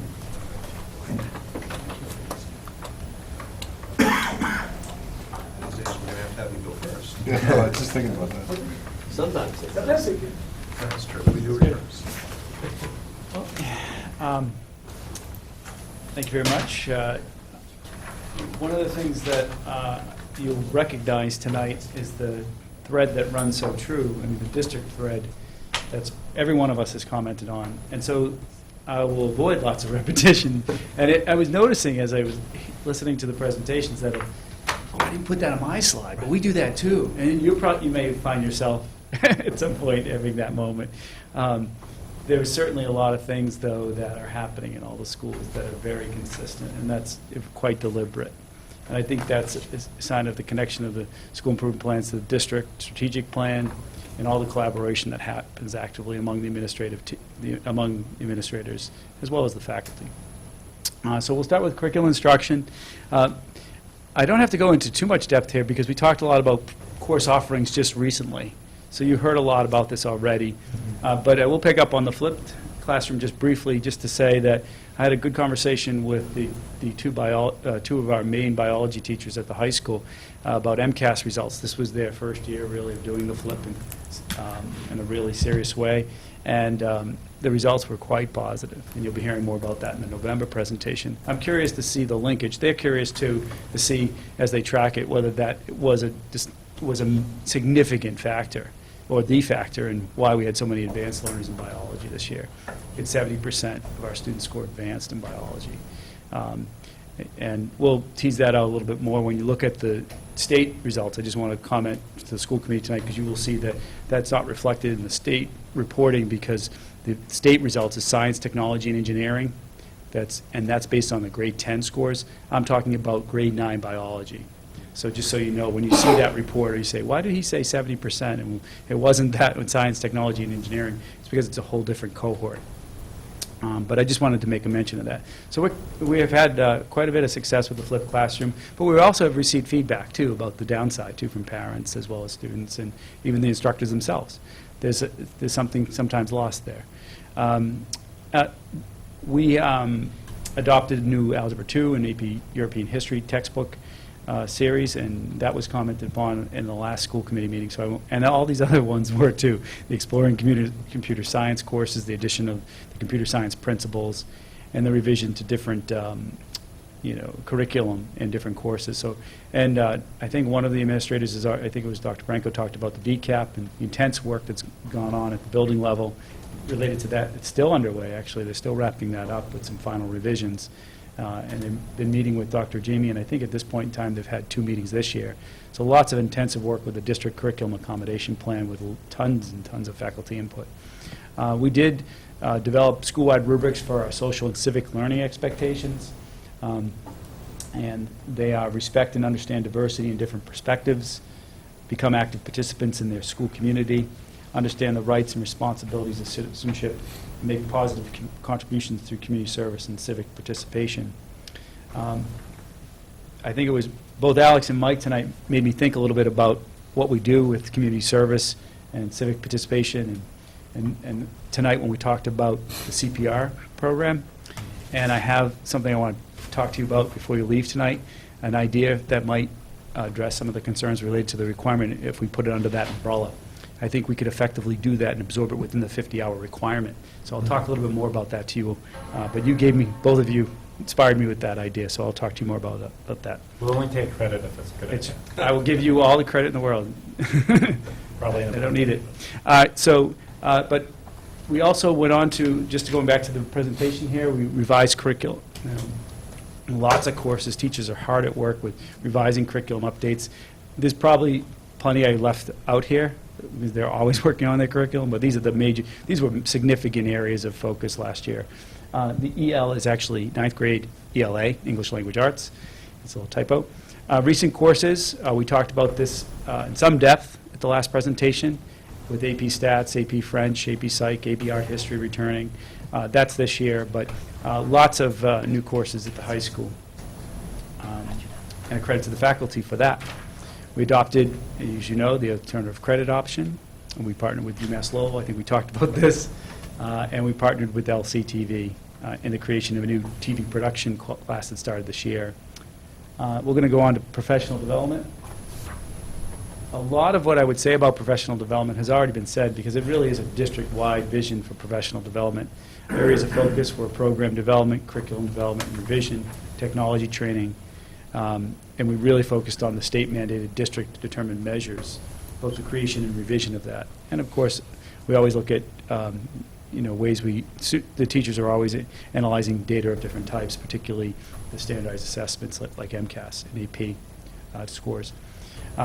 There was a really intense professional development presentation given by Dr. Jamian, and I think it was quite thorough and well received, so I'll skip a lot of the details on that, about the different types of training we provide there. Community and communication. Last September, was it, that we had the tercentenary? Yes. And we had the band from Littleton, Colorado, Littleton, New Hampshire. We did a little combination there. Move the slide. What's that? Move the slide. Oh, okay. Pick it up, John. This is what it looked like. Yeah, well, I don't have the control of the slide. I'm like, Mike, can you talk to me? No, I think he was telling you to speed. Yeah, that's what I thought too. Yeah, that was I thought it was moving pretty fast. Correct. I'm already on the third slide. All right. The high school band, though, from those communities, we've actually developed a nice connection with Littleton, Colorado. The principal there is originally from Massachusetts, and this is their second time coming out to visit us in my time as principal. We've talked about potentially going out and visiting them at some point. Our band, though, this year is opting to go to Florida in the winter this year, and so they'll be heading to Florida for their second time in the last few years. We continue to host students from overseas. We've had students in the last few years from Spain, Germany, Australia, Slovakia, Malaysia, and China. And that's just, a wonderful partnership we have. Those students always bring, diversity perspective, something we talked about just a little bit ago when we talked about respecting and understanding diversity and different perspectives. We had a whole group come from Spain, though. It was a large contingent, and this was their second time where we had them from Spain. We collaborated with Littleton Fire Department. You heard all about that tonight in the provision of CPR and AED training, both to staff and students. We expanded our partnership with the CASE Collaborative with the renovation and assignment of a classroom for students with special needs. And we continue to actively communicate with the public through weekly newsletters, via email, Twitter postings, and we have a very vibrant community service program. And I want to give a shout out and thanks to Nancy Morrison, who volunteers her time each and every week. It comes in every Thursday. Today, I just saw her today. She's been doing this for a long, long time, since the 1990s, I believe. She makes it all possible with tracking the hours for us, so we appreciate that. Active PTA has been mentioned, Littleton Education Foundation, the Littleton Athletic Boosters, and of course the Music Boosters are all part of creating a vibrant community at the high school and everywhere in the town. Climate and culture, again, Student Council was mentioned, National Honor Society. Student leadership is really important at the high school, and we're putting a renewed focus on that with two new advisors, Mrs. Danica Johnston, Mrs. Beth Powers Steele now. She just got married this summer. And I want to echo the sentiment of Dr. Branco, who mentioned something about getting more involved at the national level with the student councils. It's through our National Association of Secondary School Principals that we can make this possible. And I just had a conversation briefly this morning with Mrs. Johnston about doing more at the state level with the Massachusetts Student Council Association or organization to really get our student voices heard more at the state level. We're doing a lot of this in the athletic arena, where our students are attending events through the MIA, and now we want to do it more through the national and state student council associations. Events such as the music concerts, drama productions, our annual events, the art show, the prom, the homecoming dance, they're ritualized events at the high school that all create for such a wonderful community. Just this past month, we had our homecoming dance that was well attended. The dances have made a comeback. It's just that is thrilling to see. The kids are all having fun dancing the night away. We have a high participation rate in athletics. Yeah. Yeah. 303 of our 447 students played at least one sport. These were stunning results. We've come a long way. Mike Lynn was very proud to report this to us. 68% actual participation rate. We had 639 total participants, and a variety of clubs, of course, are available per student interest. Just going back to athletics briefly, and during last school year, we had 6 league championships, 2 district championships. 19 of our 21 varsity teams qualified for the MIA tournament. And again, my compliments and all the credit to Mike Lynn for that and making that possible, as well as all the parents who support the athletics. Integrated new monthly advisory periods into our schedule. We now have extended advisories that are focused on educational topics. Just this past week, as part of our special schedule on Wednesday, we had another cyber safety presentation, but we had done this last year in partnership with the Littleton Police Department and Middlesex District's Attorney's Office, and it was very well received. We put a presentation on for parents in the evening, and then for the whole school, during the day.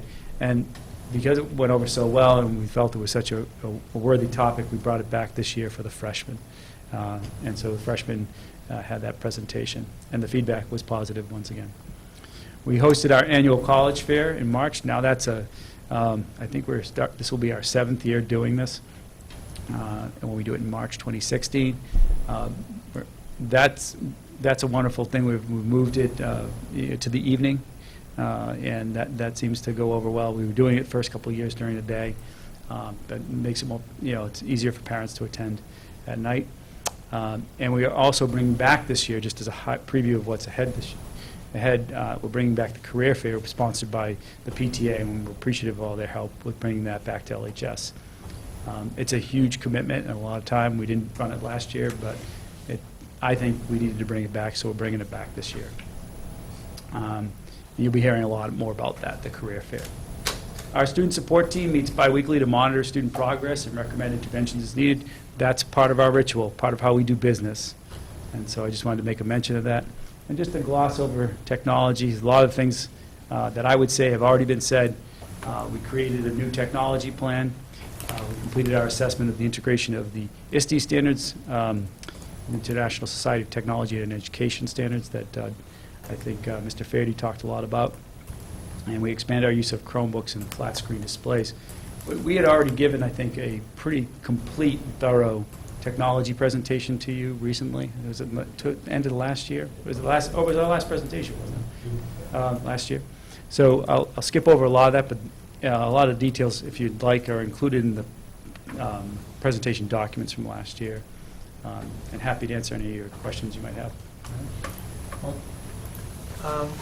I don't really have any questions. My only comment would be, I think the after-school programs you run are great, but I think you need to publicize them more for the kids. I think having like a programs day, right? Like the college is what they do. Yeah. All of the clubs are set up and Club fair. A club fair. Yeah. Because it's hard for the kids to know what's going on. I like that a lot. And that we could do that as part of an extended advisory. Yeah.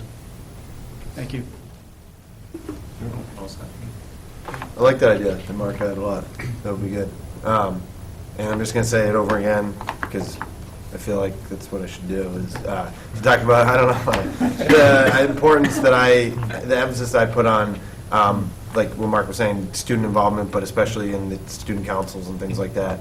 I do like the idea of us putting some of our attention and resources towards it, because I've said it before that I love athletics. I played athletics all 4 years of school, but as far as like going off into college and career, I think doing things that are other sort of student involvement is probably better in the long run, or more impactful in the long run. So I'm glad that you talked about it here.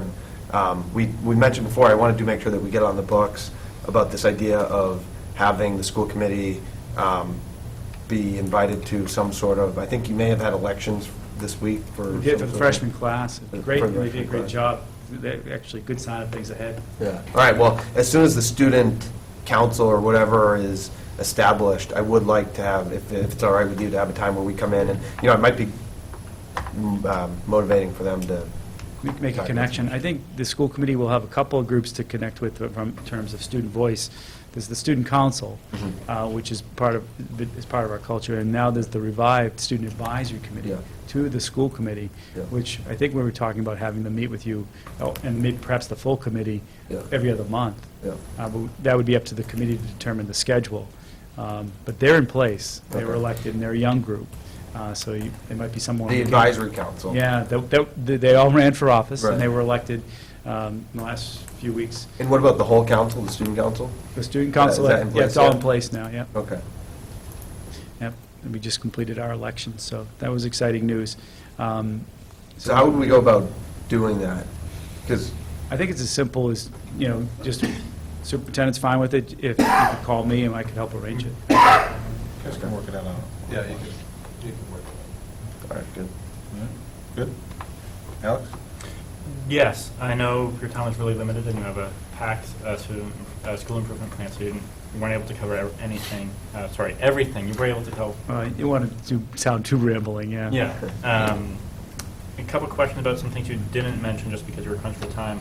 The Bell Schedule Study Yep. Committee, is that? I just got an email from Mrs. Kelly, who's the Latin teacher today, who's chairing that committee, and they're going to meet, I believe, October 28th, to look at some very specific schedule options in preparation for a presentation to the faculty. Oh, excellent, fantastic. I know that was something that we wanted to start, I think, last year, and then with NEAS and everything else going on. Yeah. Okay. It's been delayed a couple of Yeah, times. yeah. But they have met, and Last year, yeah. Principal Harrington and I had an opportunity to sit down with them and give them some parameters in terms of what we were looking for. We wanted to make sure they weren't going in a direction that was going to be cost prohibitive. Mm. And there's lots of models out there. And one thing you have to be cautious of is if you're not careful, it could result in significant staff increases. Mhm. And we have to be realistic in terms of what we can do. So we had a good discussion We with did. that area, and I think they are looking at it a little differently than they were before, so they're making some progress. Good. I would also think that at the study committee level, there's an opportunity to look at some of those big ideas, and then when it either goes to the faculty or to the principal or to the school committee, we can say, well, that's a little beyond their price range, or that's would tie up resources, or would tie up Dr. Harrington's time too much, or whatever the issues might be. Another question I had was about the Academic Support Center. Mhm. Do you want to talk about that for a minute? Sure. We're calling it the tutoring center at the high school. Our academic support centers are directed study halls at the high school. The new tutoring center that was launched just this year, just in September, is really being overseen by Mrs. Feudo. I don't know if you know Mrs. Okay. Feudo, Yep. but she's been with the high school for a while. She's doing a terrific job. We started really simple and small, and we're gaining steam or strength as we go through the year. And I think it's something that we're committed to. We think it's really helpful for kids who are working on specific issues. We have a math tutor come in twice a week who Mhm. helps kids. We have an English tutor that's going to be coming on board soon. We're looking at possibility of bringing in someone from the community who could help with some science topics that they get into very specific disciplines too, physics, chemistry, and such. But Mrs. Feudo is particularly helping with study skills, organizational skills and things for lots of kids. And the writing piece she's able to help a lot with, and some of the mathematics skills. So it's an opportunity, it's a place for kids to go, who are, sometimes they're coming back from hospitalizations of one kind or another, or it's a place for them to get caught up. We just had our midterm progress reports out, and so we'll be reviewing, we just passed that milestone for the first quarter of the year. We'll be reviewing that and making recommendations out of the student support team for kids who might need help at the tutoring center. Great, thank you. Thank you. Thank you. Thank you. Great presentation. So two Yes. sentence comment. Yep. What you saw tonight was some very brief outlines of what we do within our schools, and it's important for me to say that it really truly doesn't represent the work and dedication of our administrative team and our staffs to move our schools forward with students at the focus of everything that we virtually do. And I'm just so proud of what I see happening in our district. and it's due to the leadership and our staff working collaboratively together within a passionate climate to do whatever we can to move learning forward for all students. And, they spend a lot of time doing this, way beyond contractual obligations. So very appreciative. So thank you, everybody. And please thank the staff as well. Yes. All right, great, thank you. All right, moving on, we're going to go to old business, MASC resolutions. Alex, you're headed down to the Cape? Yep. It won't be a summary as it has Well, been. they're in the package, so. I guess, is there anything that Right. stands out? Let me ask you, Alex, do you have any preface relative to them, or you just want to get our point of view? They seem pretty straightforward to me. I would welcome feedback if anyone feels particularly strongly about any particular issue. I think in general... Comments or thoughts on a particular resolution? Yeah, okay, sorry. Yeah, I have comments on two of them. Resolution 5, tax reform ballot question. I'm not really clear as to why this is an MASC initiative to restructure the tax code in Massachusetts. I could see them advocating rebalancing Chapter 70 and the things that affect funding, but just advocating for an overhaul of our tax structure does not seem to be a school committee initiative. I can speak to that a little bit. There's been an effort over the past couple of months to have a ballot initiative. They're in the process of getting on the ballot, and it would be a new dedicated revenue stream. So it's not, I wouldn't think about it in terms of overhauling the tax structure. I would think about it in terms of advocating for more funding. But it's talking about advocating how taxes are, from our tax structure, not how funds are allocated to school districts. And I just don't think that this is I'm against this is a ballot initiative from MASC, so I can't support us. In looking at it, I have a couple comments, too. I mean, they're talking about provide the necessary support to help ensure social and economic, or to strengthen public education. Sorry, let me just running through a couple columns here.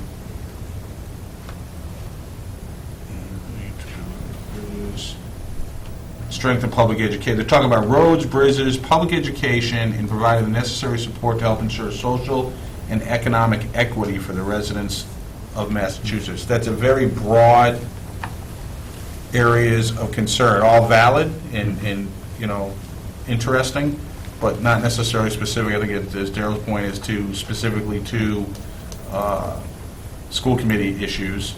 And also that it talks about, you're right, they're ostensibly asking for a dedicated revenue stream, but they're targeting where they want the revenue to come from, which is... Say that again? They're targeting where they want the revenue to come from.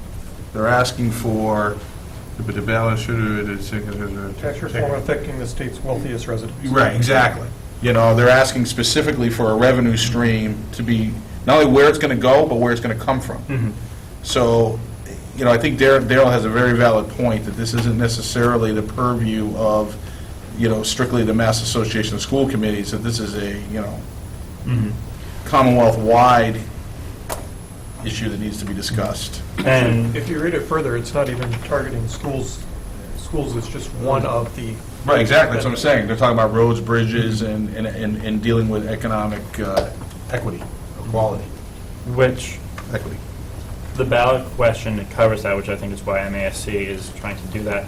So this question was not submitted by an individual school committee, but by the MASC Board of Directors. And MASC is trying to become part of the coalition working towards this, because it would increase funding for both public schools and, I believe, the higher education system as well. Right, but my concern is, what is this? What is this that we're working towards? A tax, who else is participating in it? Doesn't talk about that. It looks like it... I'm unclear what you mean by this.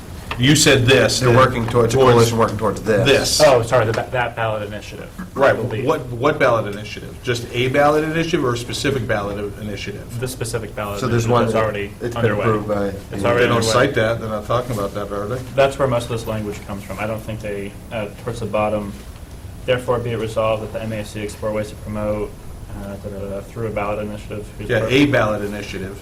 A ballot whose purpose, and there's only one that is taking place right now. Further, that the goal of such ballot referendum would be to secure a stronger financial base to underwrite needed improvements in the infrastructure of the Commonwealth with the educational, social, economic well-being of its residents. So this is something that individually I've seen a lot of school committee members across the state as individuals work on this, and I think MASC is trying to get in front of this one and join up with other interest groups, because MASC is an interest group. I understand that, but my problem is that that's not being cited anywhere. If that was the case, I might be more open to supporting this. But I don't see that tied in. It's very open-ended, it's very broad, it's overly broad, frankly, the way it's being stated. If they were talking about, well, hey, we're advocating because we want some of the revenue stream to go to schools, and then you've got these other, the Chamber of Commerce is advocating because they want stronger or better infrastructure. I could see where, okay, now I can see why we want to bite off a piece of this, but I don't see that being cited here in the motion. I get what you're saying, and I appreciate the clarification, but it's not specific to the resolution. But I also don't think it's the school committee's objective to set tax policy for individuals. I think that is overstepping the role of MASC. So is that the consensus of the school committee at this point in time? Well, let's just make sure that we're clear, and this is as much clarification for the audience as for anybody else. So we're sending Alex down, these resolutions are going to be presented and voted on. So we could basically, as our representative, ask him to vote yay, nay, or abstain, correct? That's what we're at, and that's the direction that we should be giving. Okay. Do you have a... This is something that I would, as an individual and as a school committee member, support, but if it's the will of the board that we vote in a different way, and if we vote that way tonight, I will obviously respect that. I don't support it, so I'm not going to advocate for a yes vote. I don't know necessarily that I would advocate for a no vote either, unless the board, the rest of the committee felt strongly about it. I feel strongly that this is, the way it's worded, is not, setting tax policy is not an MASC role. So you're looking for an active no vote? I recommend no for this. Mark, what's your point of view on that? I kind of agree with Daryl that it seems to be overstepping. Mike, do you have a point of view? Yeah, see, the problem I have with it too is the way that it's worded, because it's very, I think the resolution itself is poorly worded, in that it doesn't really tell us doesn't really say that it's supporting any ballot initiative or not. It's just authorizing MASC to explore ways to promote the social and economic reform. It's not, the motion itself, or I mean, the resolution itself is not the MASC promoting any one ballot initiative. It's just exploring ways to promote social and economic equity. I agree with Daryl that it shouldn't call out specifically that it's exploring social and economic equity through a ballot initiative with the purpose of doing tax reform. I think that's maybe too specific for what MASC should be involved in.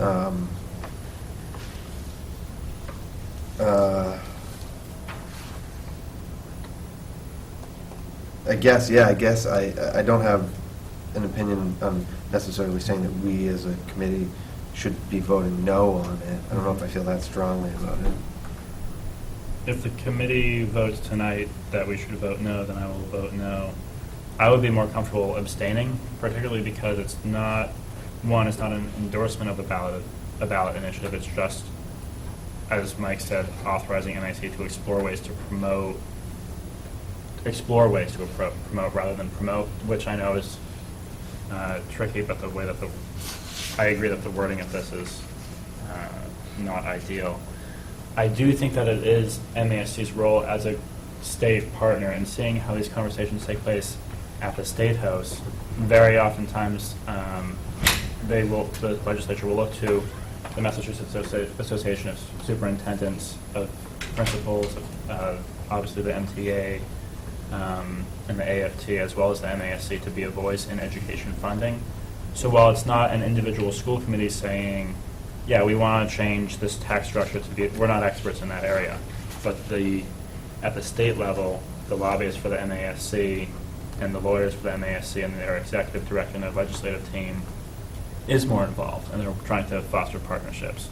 That said, I know there's discomfort with this where it stands now, and I wish we had more information from MASC about it. See, I would just, sorry to interrupt you, I just think it would be, that I would have no problem supporting the resolution affirmatively if it said that be it resolved that the MASC explore ways to promote social and economic equity through, including but not limited to ballot initiatives, and, like if it was... If it wasn't specific to a ballot initiative? To a particular, it's not, it's a ballot initiative whose purpose I agree that the MASC should be involved in general advocacy for the budget. I don't know. All right. We've got 2 no's. One guy's thinking about abstaining. I'm going to go no. I'm going to support a no vote on this. It's too broad. I get the point you're making, Alex, and I think we would, as a group, we might very well support something that was more definitive and was more concrete and was also being directed, you alluded to MASC partnering, at the state level, but this is not partnering with the state, it's directing the state, which is a little different animal. It's partnering with other But I don't see who other, that's the thing, who? They don't talk about who. And I'm It's expecting... implied, but it's, I guess, but it's not. And I would expect that at the assembly, I would hope that at the assembly they'll give us more information, which I know is too late. Yeah, it's not Would how it's supposed to Would go. the committee entertain an abstention in lieu of more information? At this point, I'm still voting no. Mark? I could entertain an abstention, but I do agree with Daryl that it seems... I'm sticking with no, too. So, if that makes any difference to you. I would vote to abstain as a school committee. Mark, you say? I'll stick with no. We're going to go with a no on that one. All right, do you have another one? Yeah, just another one for clarification. Resolution 7, they're talking about this program TS Gold, which I've never heard. Are programs being affected by or even referencing such a program? So I don't know exactly what the context of what this resolution is asking for. Rich, you probably have a better handle on that. The teachers, the gold, teaching strategy gold assessments? I believe that what they're talking about is, it's an actual assessment called the Gold Assessment, which many towns and communities in Massachusetts have been adopting. And what they're trying to do with that is have everybody adopt that as a way to go. Now, I can give you my own feelings and thoughts on that, in that I really believe strongly that, that local control is a lot more important than state mandated control, because every school district is different and every school is different. Even in bigger school districts, you see a variety of different demographics that would be in there.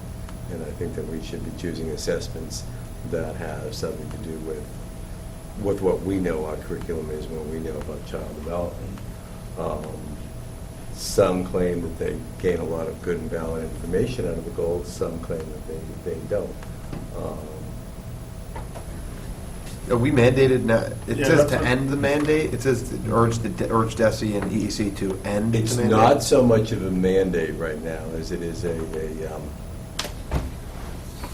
Strongly worded suggestion. strongly worded, strong opinion.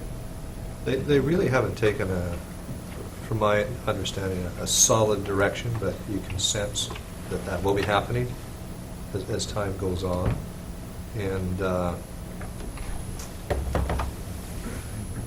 Again, It hasn't been a have to, as of yet. Do you become that methodical at the kindergarten level in terms of testing when kindergarten readiness has a 50% reliability rate as it is, which is a different test, but I mean, we're dealing with students that are coming in with very different experiences, and they're just beginning their educational journey with us.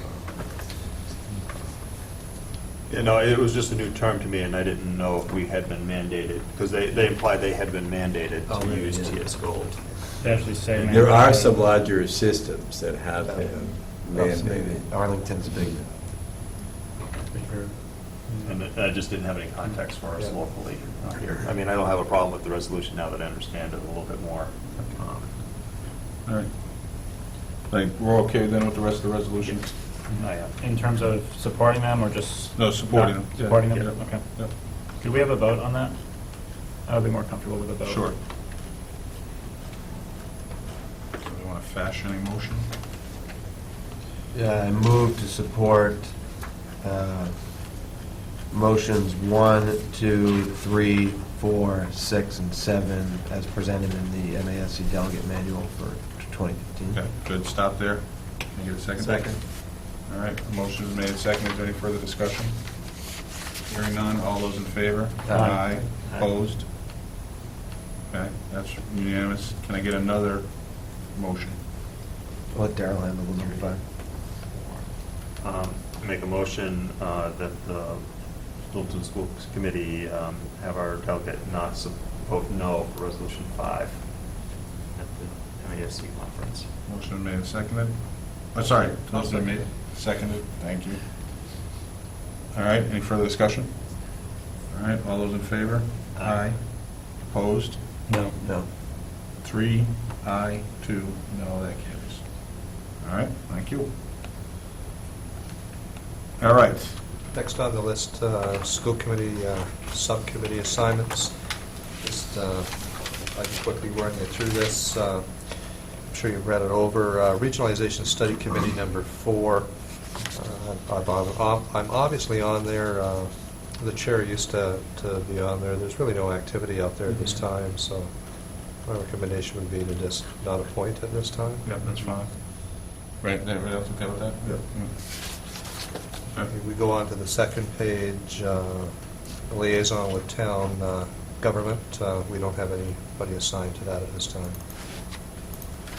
I'm happy to, I mean, I'm working on the master plan update steering committee, and there's a lot of back and forth because every board has a representative on that committee.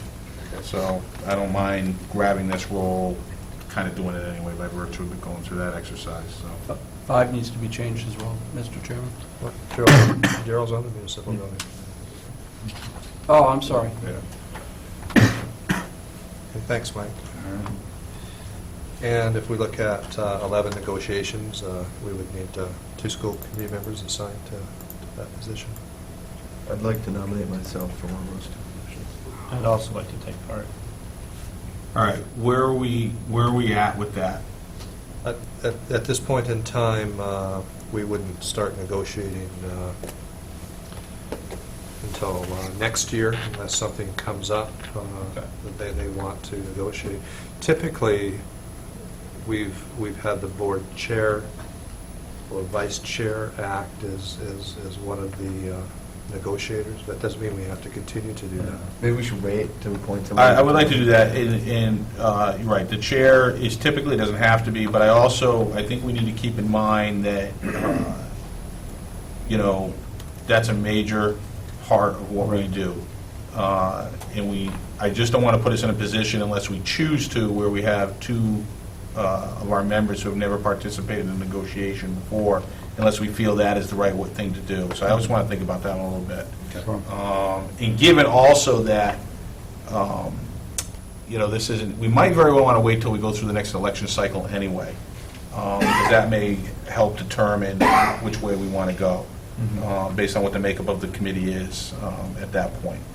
Because it's really going to become an We don't issue have next any year. negotiations pending. Right, so let's just exactly. wait till we have negotiations. Exactly. Why would we And if wait? something does come up, then we can talk about who we want to take part in that particular, whatever it may be, whether we, it's us It or wouldn't be a them. bad idea if if you're amenable to this, is Mike, if I had you down in case something Yeah, that's came up fine. for Let's do impact that. bargaining? Yeah, that's fine, and then I'll pull somebody in Okay. if we indeed need to do it. Is that all right with everybody?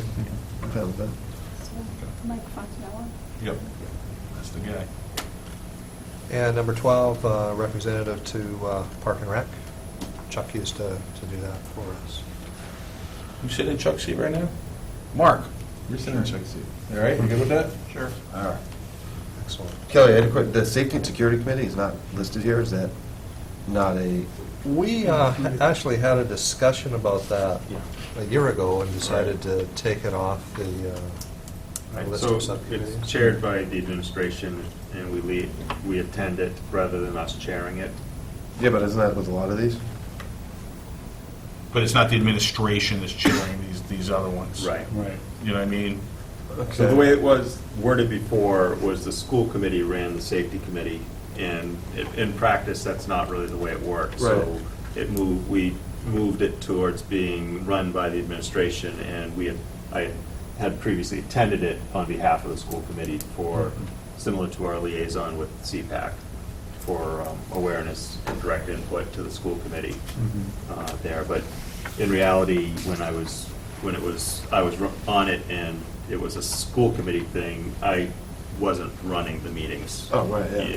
You know, because it was just, you know, we weren't setting the agenda, we were really needed the administration to do all of that for us there. So I thought it would be more appropriate and recommended we switch it to be an administration committee with us. Yeah, no, that totally makes sense, but why wouldn't we have listed that that's a position that we have somebody sitting in? Because these are school committee. They're subcommittees, but like PMBC is not a subcommittee. Yeah. And then we have a liaison with town government. Right, those in Parks and Rec, Both of these those aren't all subcommittees. PMBC is a committee that we have an appointment with, so that's a little different. Right. We appoint a representative. Right. In terms of, I mean, you bring up a decent point in terms of inconsistency relative to... Yeah, I mean, like, if this is an official position on a school committee, I mean, like It's a point person. Yeah, A lot of these, right? Technology is very similar to safety and security, really. Yeah. Right, but so I'm confused as to why those are... Listen, I'm going to ask that we think about that and readdress it at another point. I don't want to get into another 20-minute parsing. Not that it's not important, and you bring up a good point, Mike, but it's after 10 o'clock, so we're going to table that one. I have a quick one. Do you want off of the Bradford Sampson since your kid's graduating? That's fine if you want. Do you want to grab that? I don't. Yeah, that's fine, Yeah, you probably absolutely. should. Yeah, that's a good idea. That's fine. And I had one. Bradford Sampson. Scholarship Trust. And I had one just on legislation because of my job.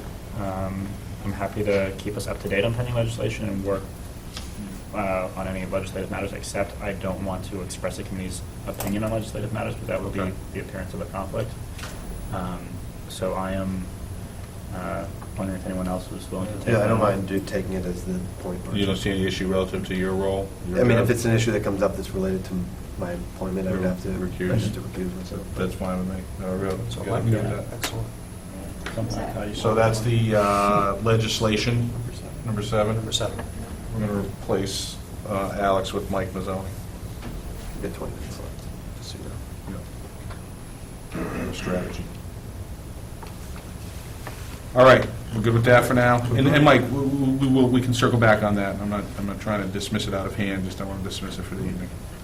All right, superintendent's report. We're, just 2 items.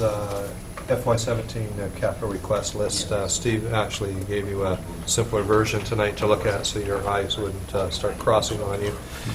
And we had an opportunity to look at this in budget subcommittee and take a look at the priority list. So Steve, I'll turn it over to you at this time.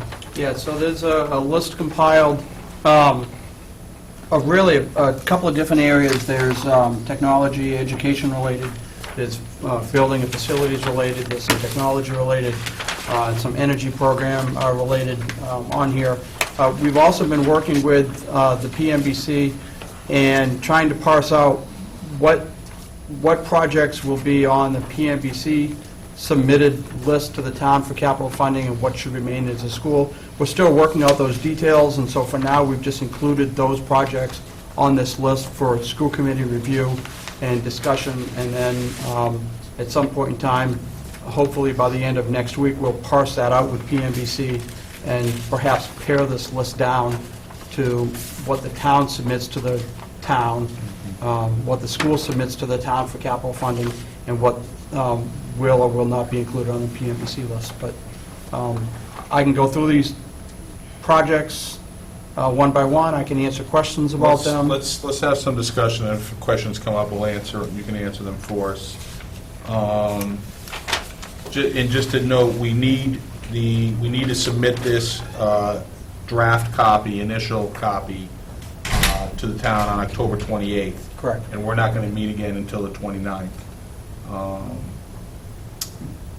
But it is a draft, it is an initial submission, so just keep that in mind as we conduct our discussion.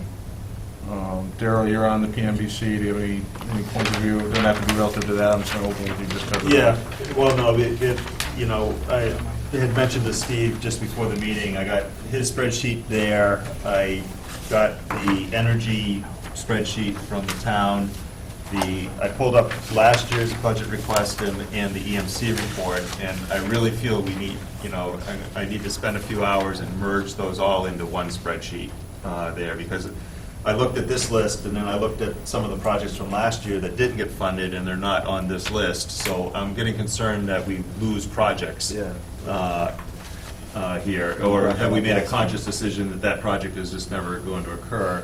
And then there was a laundry list of projects, and I hate to use the term laundry list, but there was other projects that aren't on anybody's sheet that have been talked about here, you know, from the Russell Street main entrance and parking, you know, where the Lollipop is and the parking situation there, the Russell Street Middle School bus paving and alumni field sidewalk, that's all in total disrepair, but that's not on any list yet. So I just feel I want to capture all of the ones that we've talked about for the last year and a half and get them on a list. I don't have a problem with this list, but I'm just concerned about all of the things that are pending here. So- and again, it's back to my other theme of getting those calendarized so that we don't lose them. Right. I understand exactly what you're saying, and everything you say has tremendous merit. My concern is that some of the things you're citing wouldn't be on our capital list, and I don't want our capital list to get held up. No, but they're on the list I need to talk to the PMBC I get about you. in terms I of get what you. projects So we need the to have school two, would we like. almost need to have two, we need to have our request, and then we need to have like something that we're concerned about. Well, it's not necessarily a we need to, because this is the thing we always circle back towards. And Mark made a good point earlier. The PMBC administers projects. They don't necessarily prioritize, you know, lists. And, you know, they're going to take their direction from the selectmen, ostensibly. Obviously, we have input with the selectmen on PMBC issues as well. But in terms of this list and what we're trying to get done with the budgeting process with the town, I just want to make sure that, you know, we kind of keep, and I know it's complex, and as a town, we're probably not doing as good a job as we can be doing, but I just want to be careful that we don't lose our process relative to these capital items in for our direct operations versus capital for other things that are either PMBC related or town and/or are the purview of the town rather than the school committee. But I think it's important that we're maintaining that things are important to us, because even if it's a town priority that they should be doing independent of our advocacy, you know, if we've got sidewalks adjacent to our football field that is in disrepair, I mean, that's something that we should have enough concern with that it's something we're reminding them or doing, you know, somehow. I agree, then that's, Right. Daryl's So maybe- points have tremendous merit, no Because question. I think separately, they're asking PMBC for input. They're taking the EMC study, which I want to verify how much this overlaps with that, as well as these other projects that are on our kind of to-do list, you know, that may fall under the facilities and infrastructure category that, you know, there. We're in the same spot that we were last year at this time with the two different lists. And I'm hoping as we move forward, we'll have a a 3-year plan with that study, so that we'll have that information as So- we design ours. I'll probably be, I'm kind of covering half the PMBC stuff here too, but it overlaps a lot. So PMBC is not recommending they continue paying into that program to update that spreadsheet through the service. Because from their perspective, all they're getting is an updated spreadsheet. And so they're for the $5,000 or $6,000 a year, they just recommend the town maintain its own spreadsheet rather than paying a service for a web access to the spreadsheet. I mean, the only... And it's already been 3 years, so it's already at the last fiscal year of the projections that they had done. And just a caution, since I've been involved in this for many years, price indexing is important, and you can't lose sight of that, because then you have a list of things that have inaccurate costs on it, so just a comment. So, anyway, I mean, I'm going to be looking at that as how I'm working with the PMBC to make sure that as they talk about school department projects or maintenance to the school grounds, that we've got the right set of projects in front of them there. Because I don't want them making decisions independently or at the last minute with a quick email back and forth. I mean, most of it's, they deal directly with Steve on some of these, but I'm trying to just make sure from a committee perspective, we're at the right spot there. Well, again, to reiterate one more time, that has to get done, there's no question about it, and then, Mike's right, he echoes that. Given that, though, where are we at relative to this list in our timeline of the 28th? So is there anything on your list, or anything on that other list that you think belongs on this list as a higher priority? You mean Daryl's handwritten list? On Daryl's handwritten list. Yeah. Your merged list that you haven't created yet. I'm not. I don't think I would want to try to reprioritize on the fly like that. I think as they have funding available for the projects, I want to just make sure that there's other ones. Let me ask Steve a question. So, Steve, we're going to submit something. They're asking for this draft copy on the 28th. What is our flexibility subsequent to that submission? I mean, can we add, take off, reprioritize, reorder?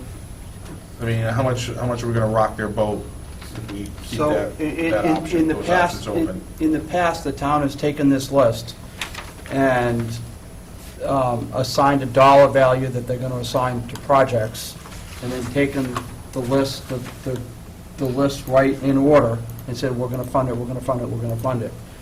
We've always had the approach that the school committee has the right to go back, once that dollar figure has been determined, to change that list if school committee decides to, and take something off and put something else on it. Or put two other things on it?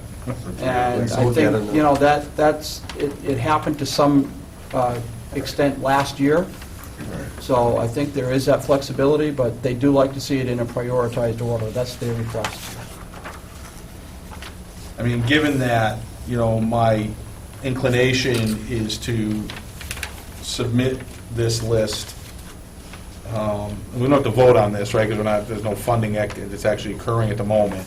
Right. Barring, some major revelation that you have that you think warrants, some consideration, I'd like to go ahead and authorize Steve to submit the list, on the 28th. Don't submit it before, because we might want to, tweak it.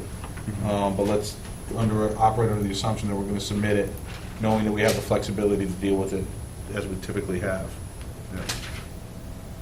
And we have a subcommittee meeting before then, Yeah. if we need to. Is it possible to highlight the energy program as something that it's low on our priority list because of the fact that it would supplement, it would supplant something that's directly related to our I think we've priorities? communicated that quite clearly by virtue of not signing that letter. I think that message is going to go out.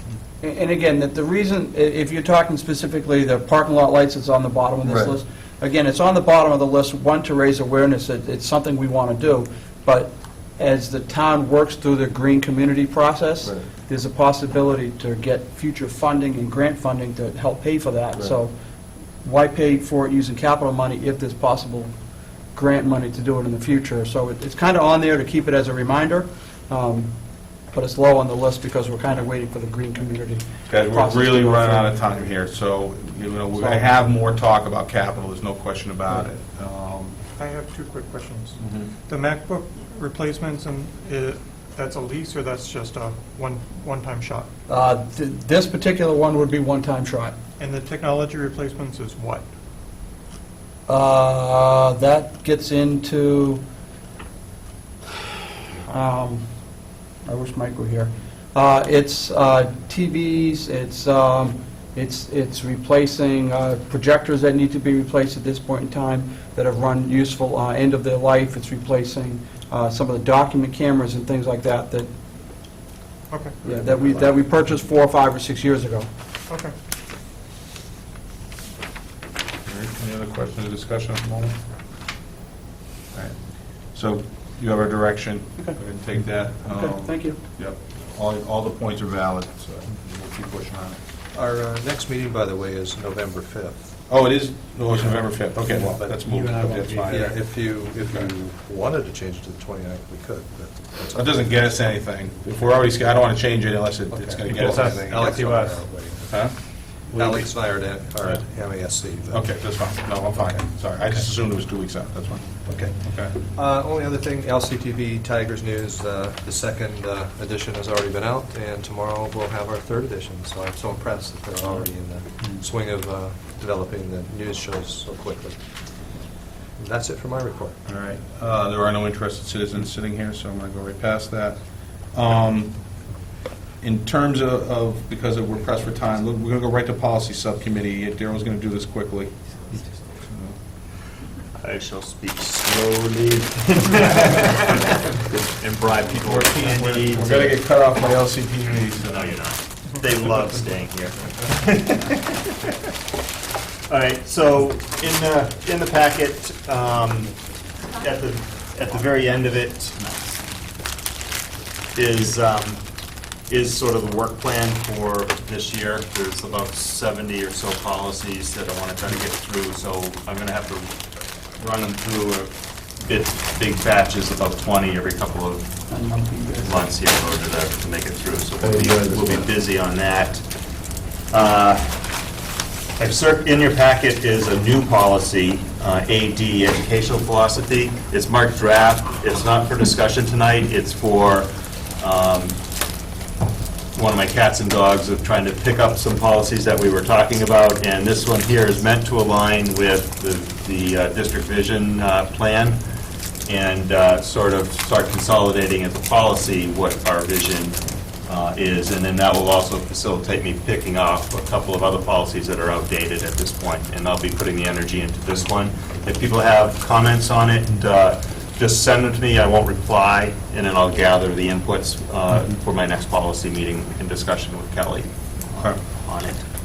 With that in mind, if we had any comments on the policies before us that we'll be doing the first reading on today, are we allowed to change them prior to a second reading? Yes. Okay.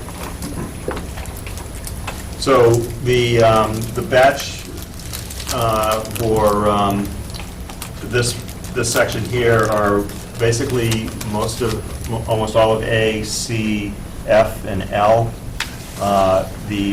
Most of them are all current, with the exception of policy ADC, which is the tobacco products on school property.